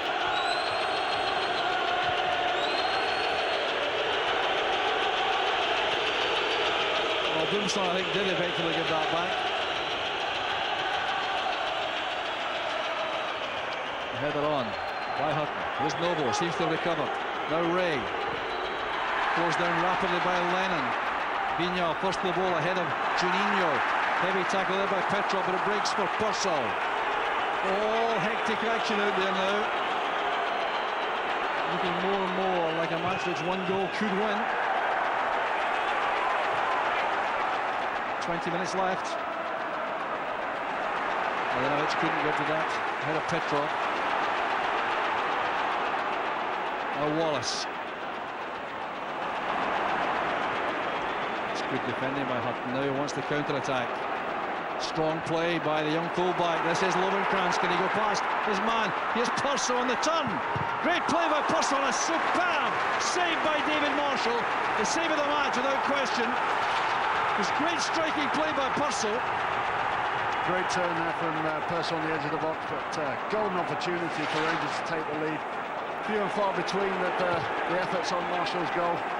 A great play from the young fullback Hutton, just driving forward and committed himself.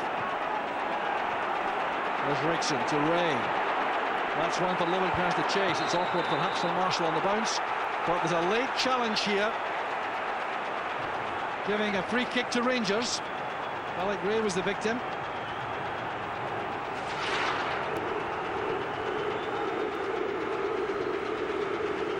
Vargas challenge on Ray. 5 minutes, Jock. Rangers seem to have found a belief in their forward offensive play. Started to knock a few passes together and found a little bit of space. That's a good ball. Rickson to Vignal. The clearance retrieved here by Ray. This is Hutton. Rickson helping it on.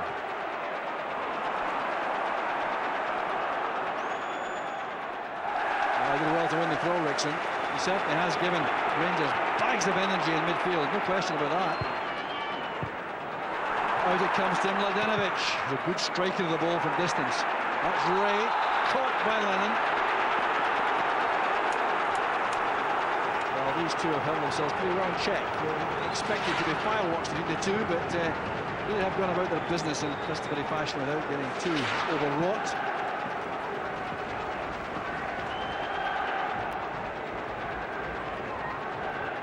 Another set-piece opportunity for Rangers.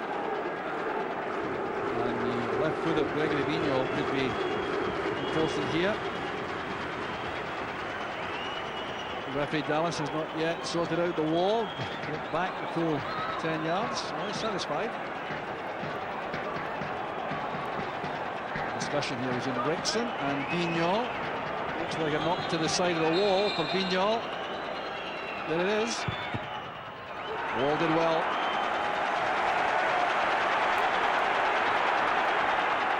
Always a charging player on that kind of wall, Mark, isn't there? Yeah, I think the Celtic wall held firm there. Marshall just sweeping up behind it, particularly the scraps up. But the game, I think, is unfolding now. I think there's a lot more space out there, obviously, because of the tired legs. It's played by Noble for Lovenkrantz. Across goes Balde.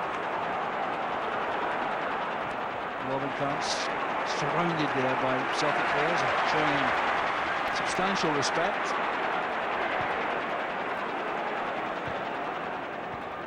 Junhinno brought down heavily by Moore. That'll be a yellow card, no question about it, no argument either.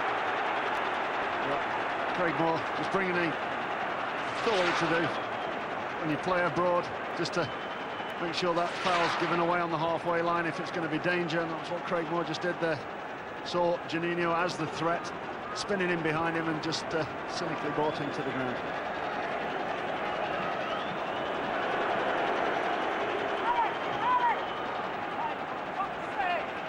It's a Celtic's free kick.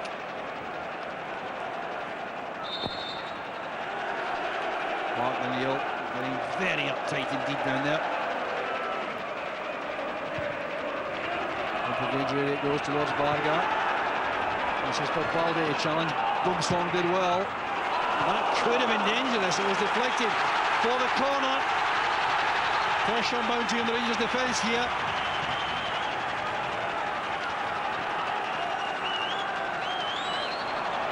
Played short to Wallace. Lovenkrantz is there. That's a good ball in. And it's headed away well by Ray. Won by Mladenovic for Novo, a bit ambitious there with that attempted back healer. And Agat will use David Marshall to be safe. Ray's header.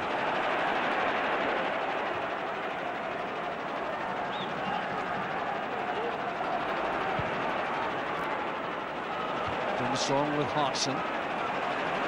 Mladenovic, a tidy player, just trying to get to the pace of the play and get his fitness up. Lovenkrantz.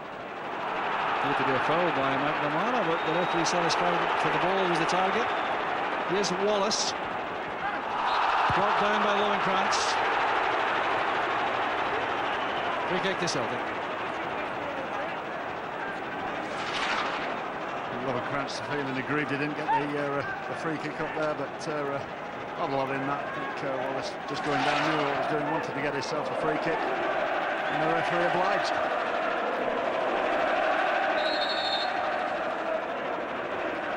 It's a big task again for Moore and Dunsong in the heart of that Rangers defence, coping with the high balls in. They've done so very well so far, but that's a very good header by Balde. Won that cleanly, looped it towards the far post.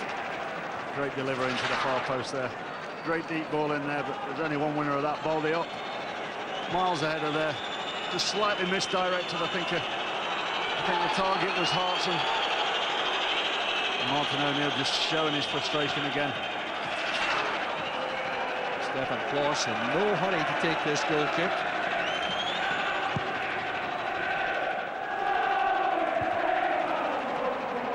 Mladenovic with a header. Thompson first to the ball. Here's Wallace. Junhinno took up good position. Thompson. Wallace supporting. Thompson's cross straight to the head of Boomsong. Well, that was a miscue, but it will be a corner kick.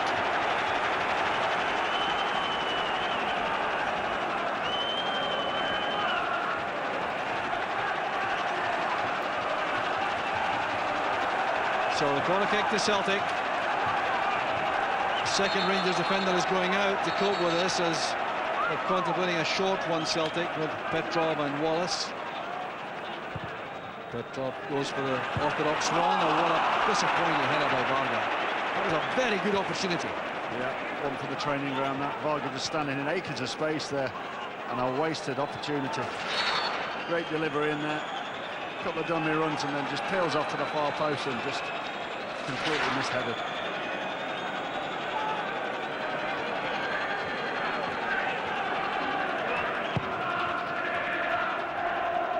Into these very tense closing stages now. The match still there to be won by both sides. Mladenovic looking for Novo, but the high ball's not going to cut any ice with Barca. Well, the came from Thompson, the tackle from Ray. Dangerous play, and a yellow card for Stewart. And it's for persistent fouling. Yeah, I think he's been quite fortunate to go this long, Alex Ray, without just foot up there. No alternative but to give a free kick, and as you just said, persistent fouling, point to the yellow card. Here comes Celtic again with Agat plating it in for Barca to help it on. That's for close to come for. Junhinno trying to control it. That's a very ambitious effort because he knew that Kloss was out of his goal. He really does have a terrific awareness of what's going on around him, Junhinno. He just excites you every time you're on the ball. Every time the ball drops to him, it looks like he can do something. He's been the most positive of players on both pitches, on both teams today. And every time the ball drops to him, you think something's going to happen. McNamara did a good marking job.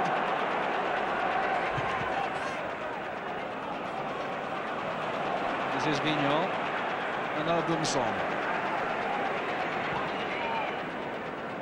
One shot apiece on target in the match so far. That's quite a telling statistic, and it's almost surprising actually. The game seems to have been better than that. This is Mladenovic, now to Novo. Off goes Lovenkrantz. The tackle came from McNamara.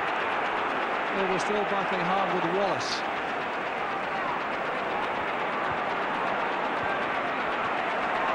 The ball well, Celtic, to get some space. McNamara turns it back. 2-3 goalkeeper Marshall. Monosilla is preparing to come on for Celtic. I can't believe the high ball's pumped in there. Purcell was there, it may be different, but he seldom is. Here's Junhinno holding off Ray. Ray sticking to the task. Lennon now to Petrov. Both sets of supporters going quiet here. It is so tense inside Celtic Park. The gap allowing the tackle to be made initially by Purcell, then by Vignol. Petrov. Lennon will start again. Thompson under pressure there. There was no foul given to the challenge by Rickson. Here goes Novo. Lovenkrantz has gone through the middle. Novo has to check back to get some help, but he gives it straight to Lennon. But he was short of options in fairness to Novo. This is Petrov, and now Agat. Hartson waiting through the middle. Vignol staying close to Agat. The ball goes out and the corner kick is given. Vignol has been prepared to face up to Agat, an old teammate. A very interesting contest. He's done well today, apart from his distribution. I think his pace is obviously there, as he's just shown against Agat again. He's one of the quickest players on the park. But watching Agat stride for stride there.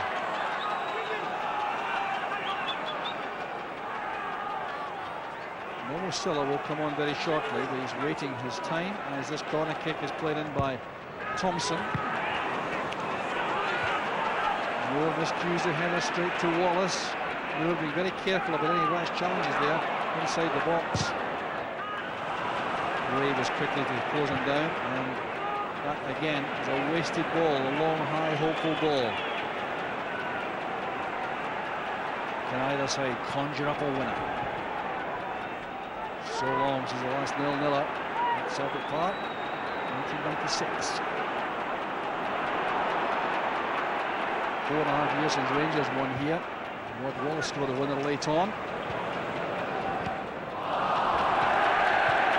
Such frustration for Ross Wallace. Very upset with himself. There's John Hartson being withdrawn. He's certainly been handled as well as anyone's handled him, I think, before by Moore and Boomsong in particular. Yeah, I think you're spot on now. I think Boomsong, you know, is in top form. Craig Moore knows what it's all about. I think he's been quite disappointed, John Hartson today. A guy coming into this banging form, scoring goals, but just failed to deliver today. There was a person to go there. Breaks there for Lennon. This is Junhinno. Now Silla's first contribution. A long-legged Boomsong wins it back for Rangers. Awkward for Balde. He reacted very well indeed to find a gap. Chinovo realises the danger, goes back to try and help his defence. That's good play by Agat though. And here's Vignal under pressure. That's for Wallace to attack. The wrong man for Celtic. This is Thompson. That's a wonderful strike by Alan Thompson. Celtic Park erupts. And Alan Thompson looks to 1-0 for match for Celtic. What a strike that was. Initially a good header away from Alan Hutton there. The ball lifted into the box. Alan Hutton there just getting up above Wallace. Ball came down. Only one thing on Thompson's mind. A raking shot that dipped and swerved, giving Kloss absolutely no chance in off the crossbar. Ball just moves right to left. No chance there for Kloss. Fantastic technique. Well, it had to be extremely special to beat Stefan Kloss, and it was. And I don't think you could cast any blame of any kind towards the goalkeeper for that. It just was an outstanding strike by a very accomplished player. So Celtic have the lead, and they have 5 minutes to survive. For Rangers now, the chance to throw people forward and try to save the match. There's no question now about defending. They have to get bodies towards that Celtic box and work hard. That's Boomsong. That's a good ball out to Purcell. Played in by Vignal, and Has didn't attack that. Moore did. And Purcell couldn't quite get an end of that. Agat managed to do so. And Celtic can now come forward again. Changes about to be made by both camps, as Boomsong makes a good tackle on Junhinno. Here's Purcell. Mladenovic. That's for Lovenkrantz. Now it's for Ray. That's a great shot by Ray, and just across the face of goal. He certainly beat the goalkeeper very effectively. Novo returns it. Barca under pressure.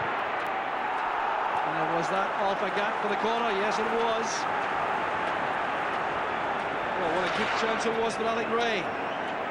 Bouncing back quickly from the goal against. Most of you seen Alex Ray across. I don't know if it was a shot or a cross across the face of the goal, but good reply from Rangers. Still 4 minutes plus added time to play. Mladenovic is coming off. Stephen Thompson, I think, will come on. Red Star Belgrade man still battling to get top fitness. Stephen Thompson is scoring in CSKA Moscow. Comes on with not a lot of time to make an impact. He certainly won't lack effort, that's for sure.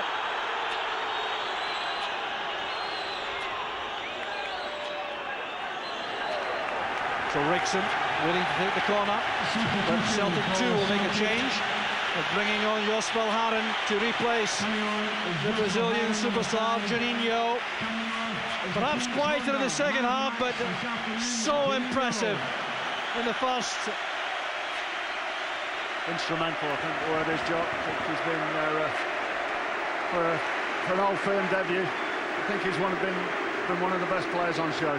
So it's a shut-up shop job now for Celtic with Valharan joining in the defence.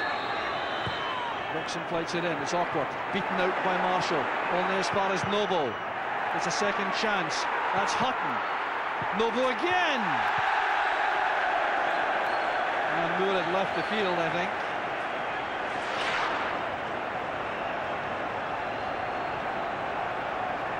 Chances there for Rangers, couldn't get a clean strike on the goal.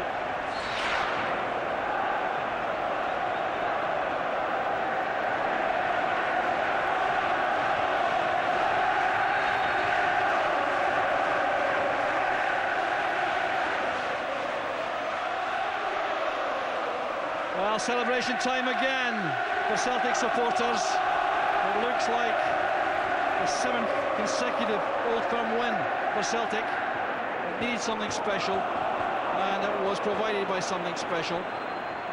Rangers still showing lots of determination to get back.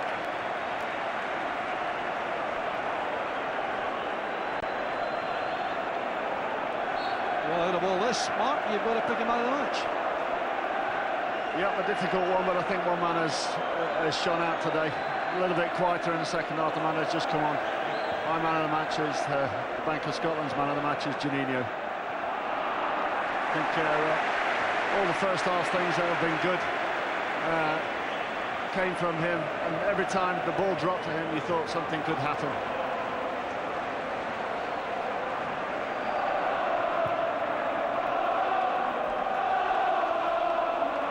Off the head of Dumson. Here is Moore. Urgency required now by Rangers. Here's Vignal. Now Purcell. Vignal, follow for Rickson. That's good play by Rangers. Good build-up play. Now Hutton.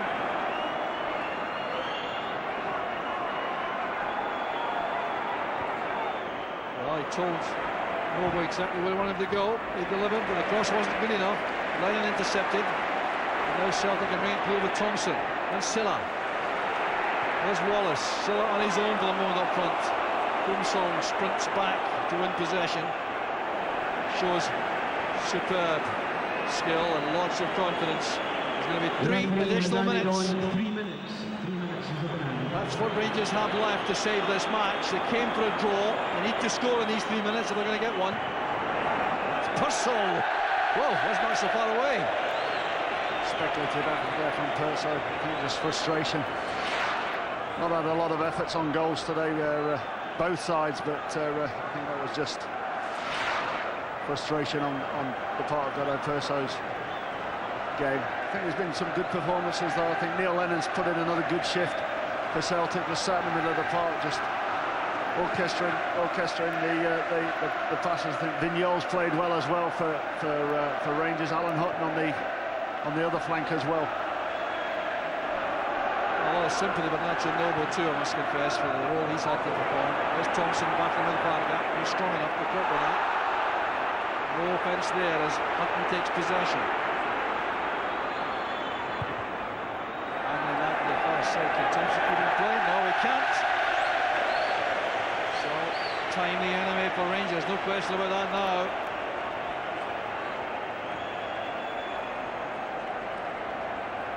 A tough occasion for Alec McLeish and for these Rangers supporters.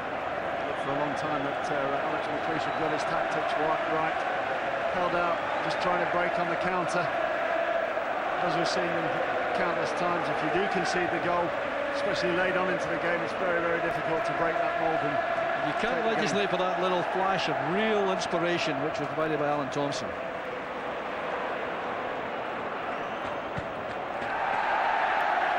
Launched into Rosed.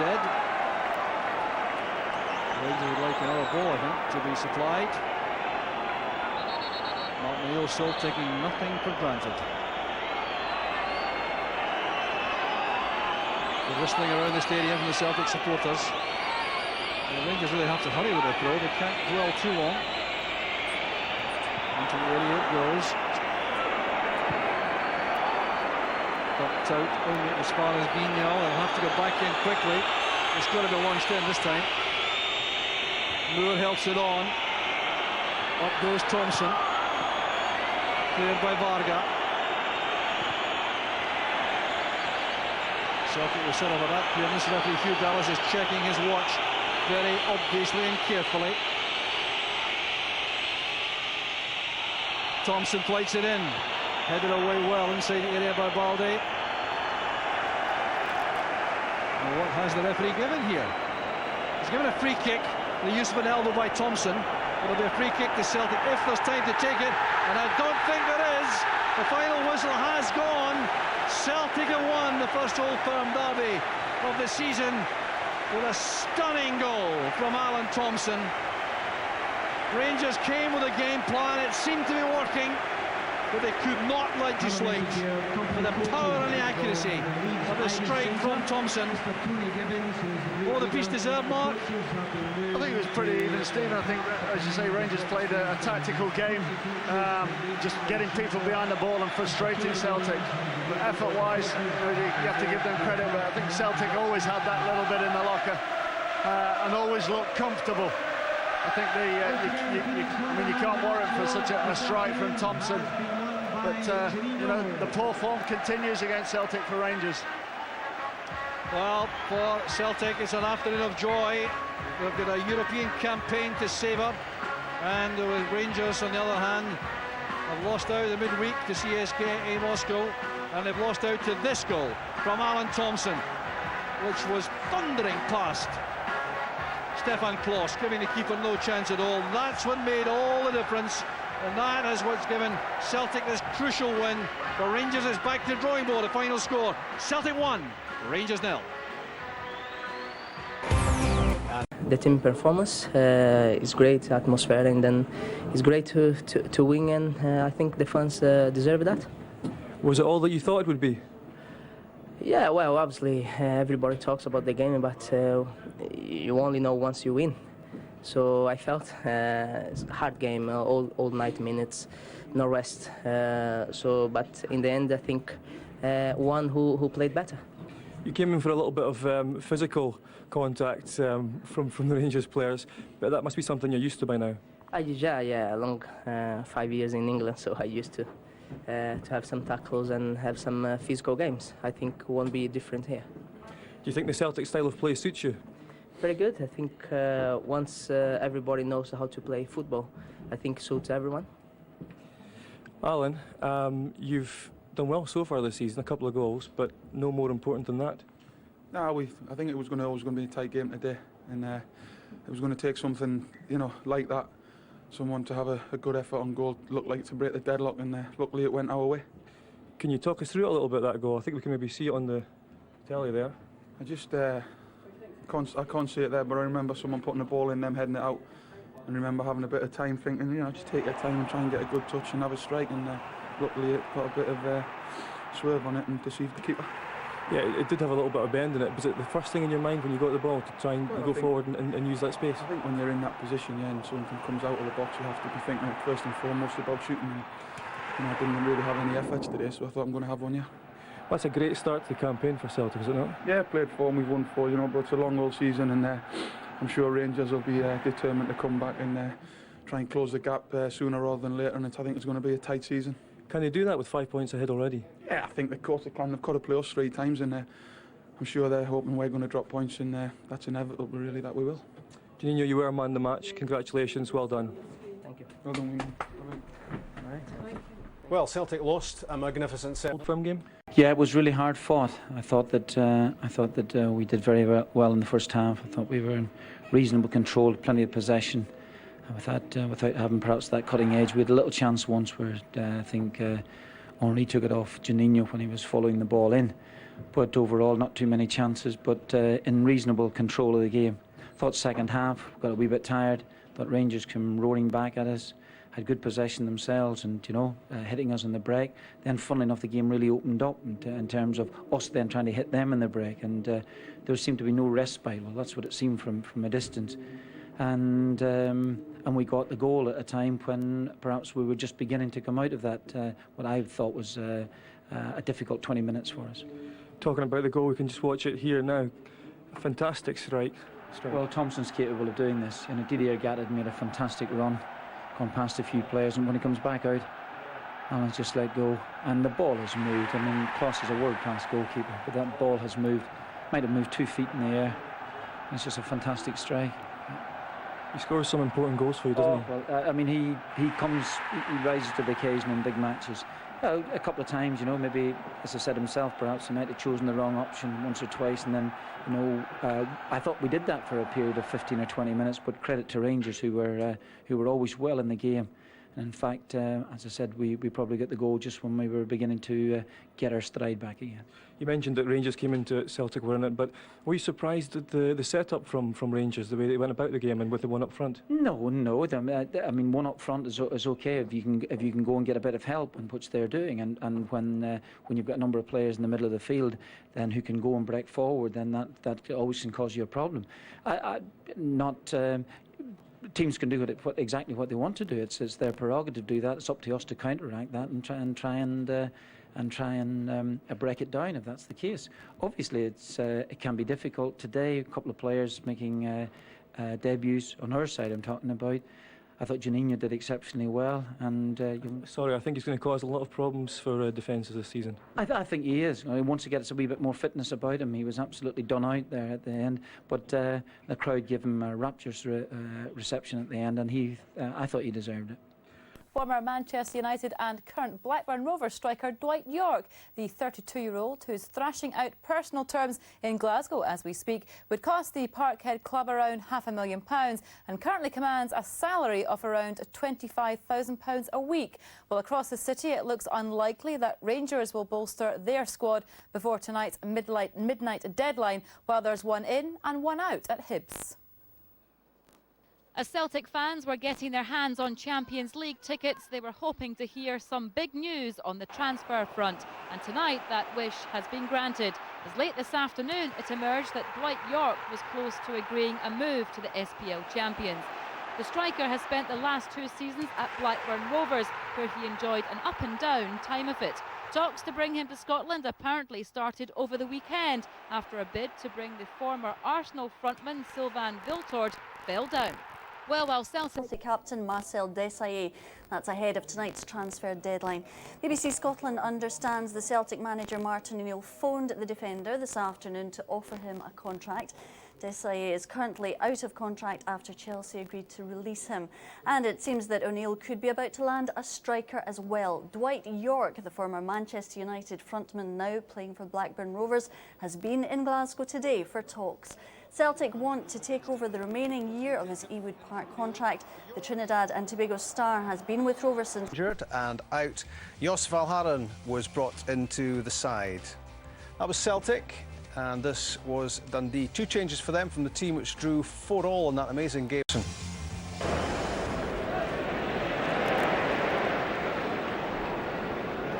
Lennon.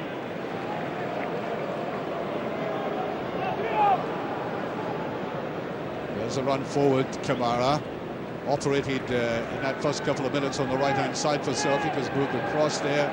Junhinno likes this situation just outside the box. Pedro! Not far away.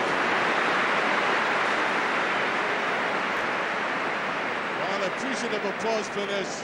He pulled the trigger very late. You could see he tried to tee it up for himself before he let loose there. Just angled away. Well, Lennon's been the linchpin of all these movements. That's a beautifully developed ball. Hart's in it, just went a little bit too far to his left-hand side. Just got away in a corner kick eventually. And he did find a weakness in that Dundee defence there, but couldn't finish it off. Hernandez and Sancho coming in for support. Up comes Baldi for this. Pedro to take. There's a neat little one off the line. Beautiful header there by Hodgson, and junhinno finishes it up. He really had to bend to scoop that up. It wasn't about power. It was almost like a guided missile this time as he scooped it up like that and taken off the line by Gary Brady.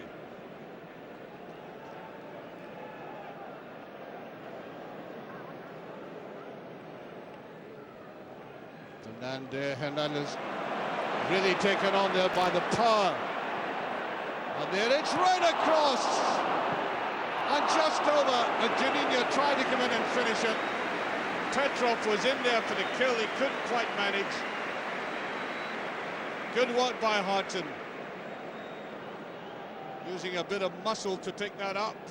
And as it came back, the Brazilian almost in the opportunity, in the right place, to score his debut goal.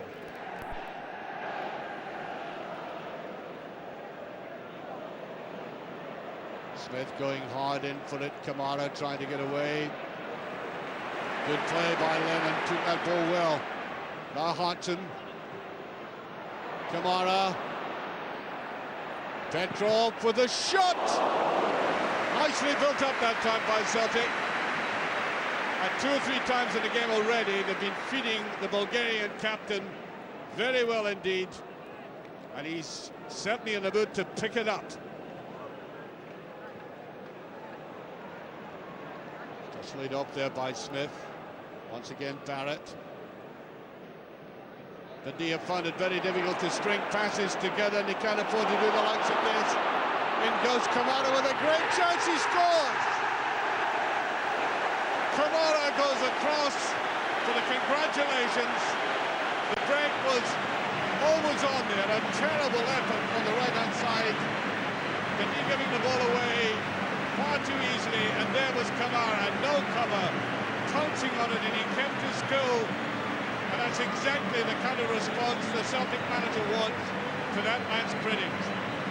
Celtic have gone 1 up in the 21st minute. Falls to junhinno. Thompson spare on the left. There he is, it's judged for Hodgson. Does very well, and that's his second one. No, there was a push by Hodgson, as indicated by John Underhill. The Welshman is hardly in agreement with that. Well, let's judge from this as he went forward for it. No, it was just behind that action. Now the run forward by Barrett. Balde slipping up on that one, and good defensive work by Barca. But notice who was away back there. It was Petrov who tried to come in there and stop that move. There was a slip, but I was talking about the work rate and the physical condition of Petrov. That was shown there, way back in the left back position, trying to help his side out.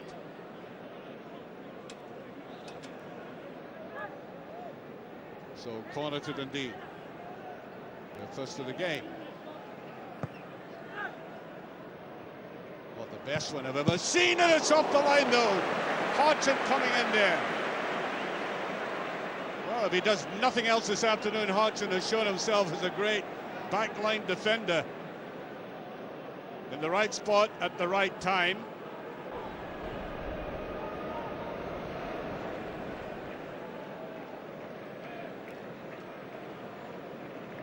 Well, Valharan seems to be a little bit cheesed off with sitting at the back, not seeing very much of the play, deciding to come forward a little bit there. McNamara, Lennon, Kamara.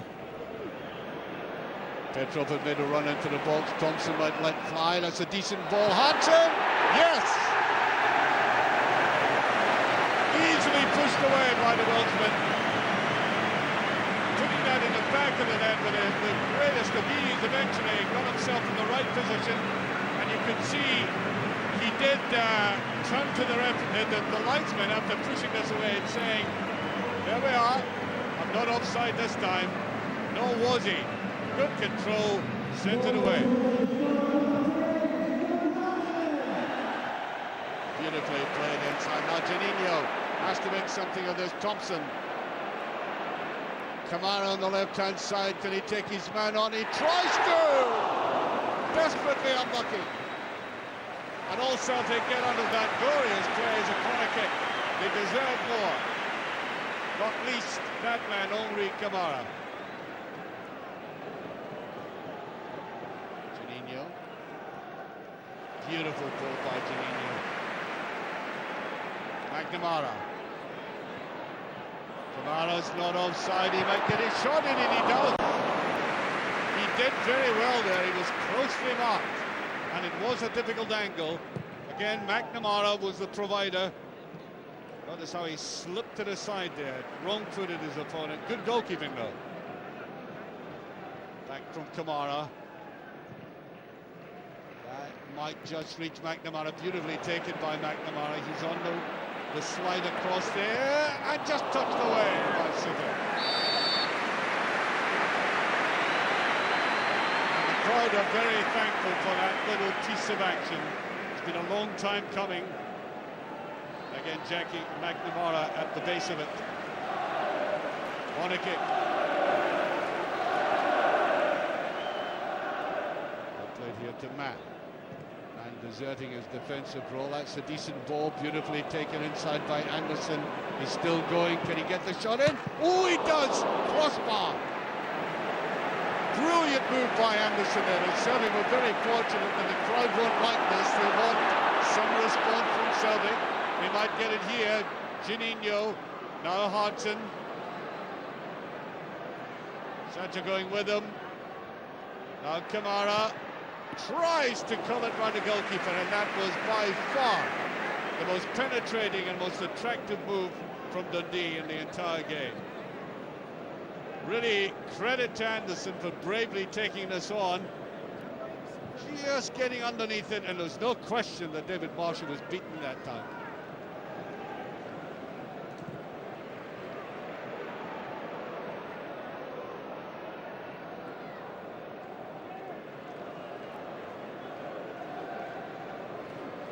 Kamara wants to let rip, and he does! It's a beautiful goal by Kamara. He squeezed that one in. Actually, in the second half, he has been threatening to do this. There wasn't much space for him between two players, and that was really exquisite judgment. 3-0. I was very pleased with the first half performance. I thought we were excellent and got ourselves 2 goals in front, playing very well indeed.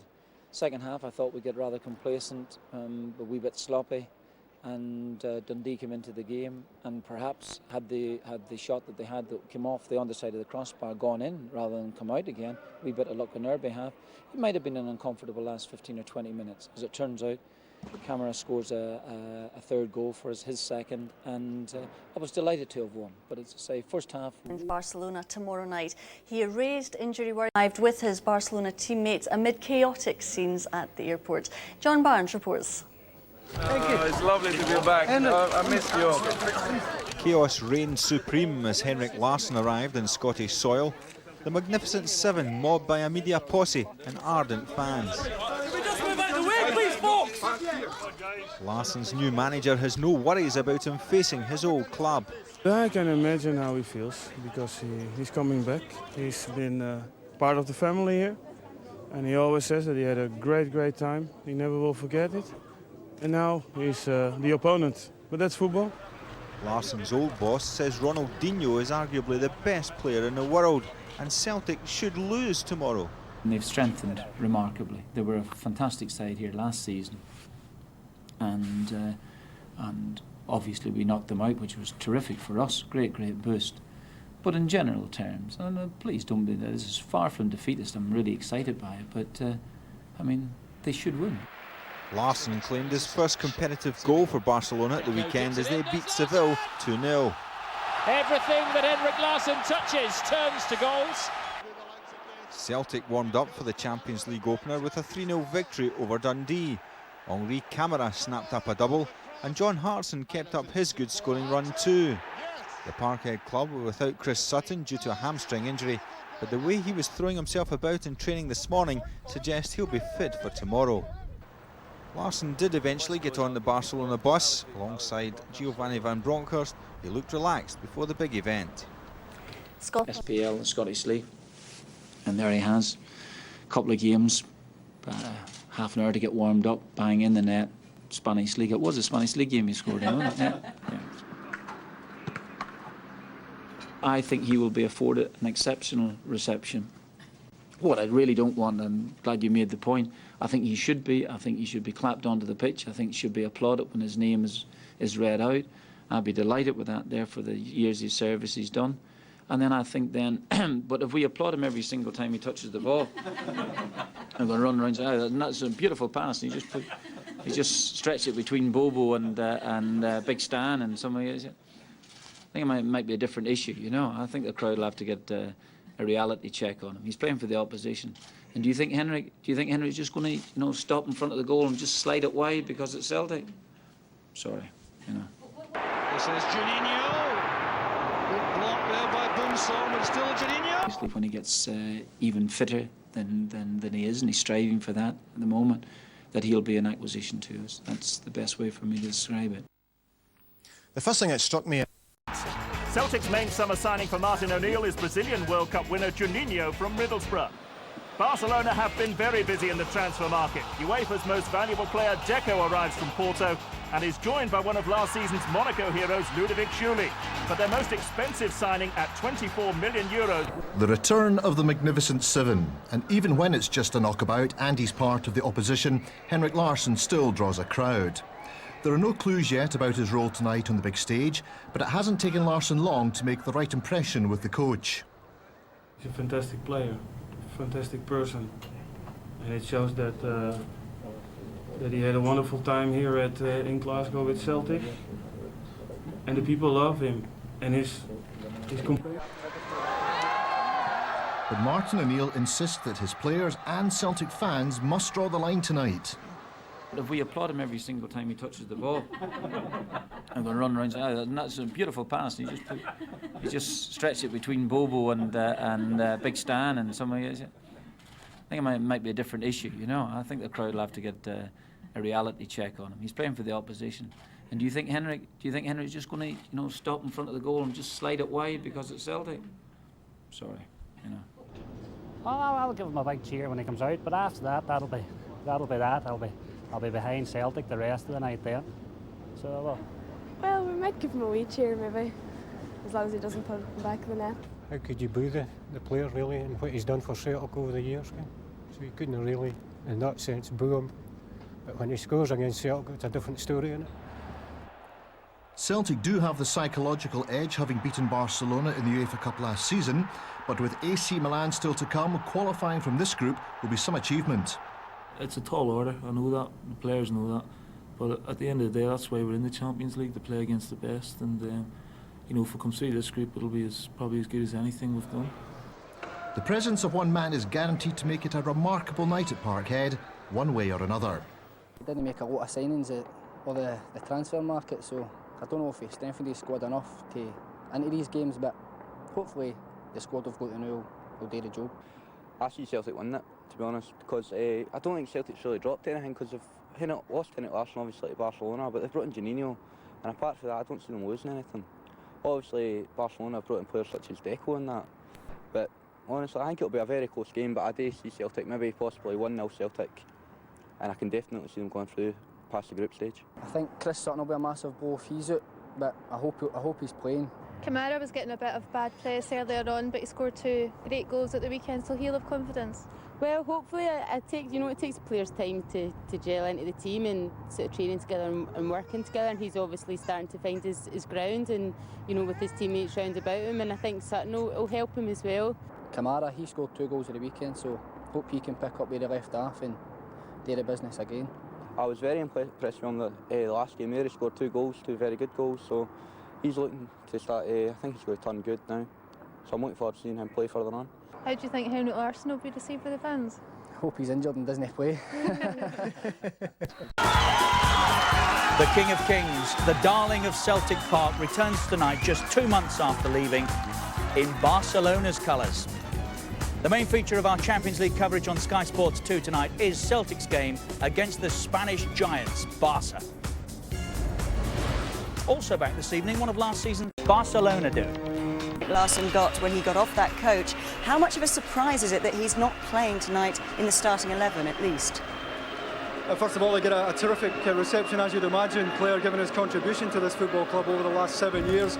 Strangely enough, he didn't come onto the pitch with the rest of the Barcelona team when they had a quick look at the playing surface, but I did speak to Giovanni van Bronckhorst, who told me he was looking forward to the game. Since then, of course, we find out that he's on the bench. And so he stayed, didn't want to move. Soft option, his critics said, no ambition. Was it strange that he waited so long to come to a big club like Barcelona? You think people thought that? Yeah, the thing is how a player like Henrik Larsson doesn't play before in Barcelona or in a place like this, no? Because in Barcelona or Milan or Real Madrid, or it's a curious thing. Maybe he needed Celtic security more than he admitted. He could have been Barca's number 7 sooner. His quality is unquestionable. At 32, there's still time to make history at the Nou Camp. In the end, Larsson spoke, but not about the game. Okay, we won't talk about Listen, the game. if you speak No problem. one word about it, I go straight away. So No problem. there's no Yeah. problem. Just tell us how you're enjoying life in Spain, Henrik. I really enjoy it. So far, so good. We played 2 games in the league and we won both. And I managed to score yesterday, and I'm pleased with the way I'm playing and the team is playing. And with that, he was gone. Nothing more to say, not even about Celtic. But he might have to start talking in the media-mad world of Barcelona Football Club. If, as a player, if you don't talk to the media here, it's a problem. Yes, it's a problem.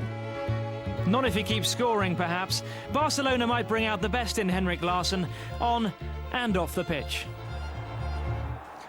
What is it then about getting a number 7 to talk to you? Henrik Larsson of Barcelona, who's on the bench tonight, and that's a little bit of a shame, but we do expect to see him at some stage from that point of view. He knows more than anybody the qualities that Henrik. Competition they have great tradition with, and they'd love to get back to those days, but Martin O'Neill knows it's going to be difficult now. The club won the competition in 1967, reached the final in 1970, and those were fantastic days, no doubt about it, led by the man over my shoulder. Fantastic days. And I was lucky enough to be involved at Nottingham Forest when we won it twice, the competition twice. And nobody will ever take that away from me. That was fantastic. Now the striving and the dreaming is all here at this minute. But our problem is that with the environment now that Celtic and Rangers work in will be always difficult for it, because the game has moved on and money is dictating almost everything. And Monaco and Porto probably kept everybody alive last season by being able to have done it. But generally speaking, the next 10 finals of the Champions League, and I could nearly guarantee will be from the will be contested by the very, very top teams. Barcelona on match day 1, and when you look at the money that Frank Rijkaard has spent this summer, is it safe to assume this is a far stronger Barcelona side than that of last season? They've certainly improved the side big time in their quest for, I think, to try and win the championship, the Spanish championship, obviously, and to give the Champions League a right go. Players they've brought in, I mean, Deco, he's a world-class player, and they've taken Henrik off us and added them onto theirs, and then they've added the other 2 lads as well, to A2 and the little lad from Monaco, and yeah, big improvement in their team. So just, well, delightfully, they can only start with 11. Almost perfect. 11 points will get you through. And I think that, yes, they can, but when you see that an away record like that, you understand the pressure that Celtic put themselves under right from tonight, that they've got to win their They were home that matches. far away from qualifying. We remind ourselves last year, weren't they? 4 minutes was it when Leon? And Leon the first year, the first year they actually won their 3 home games and went out with 9 points. How much are you looking forward to seeing our Euro star tonight, Ronaldinho? Great that he's playing. I mean, he brings sort of that smile on it. I think the goalkeeper will be very busy again, Marshall. I think Celtic will rely on him. But we would be wrong, I think, to underestimate what Celtic can do at home with that passion, with that drive that they have. They've given us many heroic nights. Ronaldinho and co are here tonight. But I just feel, you know, we shouldn't forget that there's been many nights when we probably sat here and said Celtic have it all on, and they end up doing it at home. So I fully expect Celtic to get something out of this game. Well, we need to keep an eye on this fella, Andy, won't they? Yes, he will. There's not a lot in football or on a football pitch that this guy can't do. And I mean that. Maybe Heading could brush up his head in a little bit, but give him the ball at his feet, Richard. Give him a set play. Give him anything. And the beauty of this guy is that we're seeing him scoring goals here, but he's much, much more than that. He can open up with just a piece of magic. Well, watch this, for instance. But he can open up any side, the best defences in the world, Milan, Arsenal, anyone, to create goals for other people. We're just seeing him scoring goals here. His head looks all right. Yeah, it was not bad there. It was not bad there. But he's much, much more than that. He did about 5 or 6 tricks last season at Celtic Park, and even the Celtic fans just applauded. He was special. It makes you wonder, you know, just what might have happened at Old Trafford had they gotten him in at the beginning of last season. Oh, yeah. You know, he just might have been the difference for them last year. Such was his, I mean, his contribution. I just wonder if he was the difference for Barcelona. He was. I mean, such was his contribution to Barcelona. Sky Sports Extra now. On Sky Sports 2, our main focus of attention is Celtic Park, where Celtic meet Barcelona tonight, Ronaldinho and all. Not quite sure what the Brazilian for evening bruv is, but they'll work it out. Juninho and Ronaldinho on separate and different teams tonight. Charlie Nicholas. He was the king here. I mean, that tells you, you know, what Barcelona have. But there's something about that. Or at least one of them was. So now they go back inside to face that dreadful weight, because you just get yourself ready. The liniment and the tie-ups and the shirt goes on and you're ready, aren't you? I wouldn't like to be responsible for that decision, I'll tell you. Incidentally, we will see all of tonight's goals from the 6 matches that we're watching here before we go. And tomorrow night, we have 8 live matches, including Manchester United's game in Lyon and Liverpool's at Anfield. But the rest of Europe have started. Remember, 6 live games for us to watch tonight. If you want to see Valencia play Anderlecht. Other game as an international. He's got 1 in 3 as a club player. He could probably get more if he wants to. But when you look and people talk about Thierry Henry and say it's not just the goals he gets, it's what he creates for the team as well. He's in that bracket. And I mean, people use the words world class far too often. If somebody has half a dozen good games, he's a world class player. But this lad really deserves world class by his name, because he is that good. Little Ronaldo. Well, he's big Ronaldo these days, isn't he? and some before him have changed their name. Now, this is traditional, of course, at Celtic Park as well. If you've not heard Jerry Marsden at Celtic Park, and it's a bit of a surprise, just like Liverpool, that's the way they start. It's the national anthem, really, Charlie, isn't it? No, it is, yeah. And it's also usually a good sign for the games getting ready to begin, because more times than not, as you're a Celtic player coming down that tunnel, that's the music and the sound that you always want to come out to, because if that doesn't get you going, nothing ever will. It's a fabulous sight. In green and white or red, in fairness. Yeah. And I understand the Barcelona fans have even joined in. They have, look. Magic, isn't it? It's wonderful, and it sends a shiver down your spine every time you hear it, doesn't it? It's funny as well, you know, at this time, you know, when you're playing, there's a delay and you're okay, you don't bother. It's usually the coaches and everybody else getting worked up around you, telling you to calm down and start slapping you, going, come on, calm down, get yourselves right. And you're going, leave me alone, I'm just getting my own thoughts here, you know. Yeah. It's a horrible time when there's delays. I was actually there when Celtic played Liverpool, and Liverpool had a fair audience with them too. And the both of them sang it at the same time, and Jerry Marsden did it live. And it was sparkling, it was really, really special.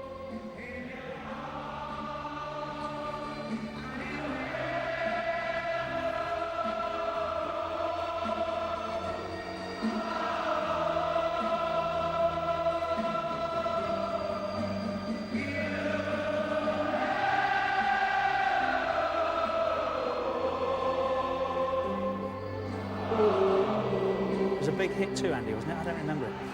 I don't. I have to say, I'm in the minority. Having played at Rangers and Everton, it wouldn't be in my Desert Island Discs album, let me put it that way. So what did you used to come out to at Everton? Sweets. No. Shall I tell you a true story? Go on. We had a little row in the pub one night because Everton came out to the thing, of course, of Z cars. And Mr. Gray insisted, long and late, that they didn't play it when he came out of the tunnel at Goodison Park. Well, they did. He was wrong. But that shows you how focused I was. And I was talking about being focused, being in your own little world as a player. That just shows you how focused I was. Let's check in Glasgow to just say, OK, everything's fine, let's go. Everywhere else, of course, they have started tonight. No goals yet, but there has been a missed penalty. I can reveal we've just seen our first penalty of this competition this year, and our first sending off happened in the Inter-Werder Bremen game, but I won't tell you who and which team. He knows how to keep a secret. Alternative. Then you need to retune to Sky Sports Extra. That's where you can enjoy the evening with the interactive service. Watch 6 games all at once. What people, I think, tend to do these days, and I didn't realise till I watched football first, is that you stay with that menu and just go full screen when you see a goal, because you've got time to get there and watch the replays, haven't you? Yeah. So that's the 6 games that we have this evening. Tomorrow night we have... You pinpointed that you could announce there's going to be a 10-minute warm-up. Charlie, we're on the way, and just listen as these teams come out. I mean, you know, we don't so much what sort of reception ultimately they'll get. Not sure if they're kicking off or warming up, but they are now going out.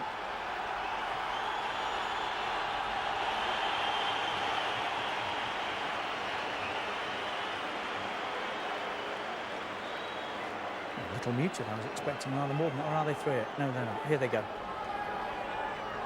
Let's just wait and listen to this. We hope not too far away now. Celtic against Barcelona. Let's go and join our match commentators, Davy Provin and Ian Crocker. We're finally two famous teams, 2 previous winners of this illustrious competition. The European Cup, now the Champions League.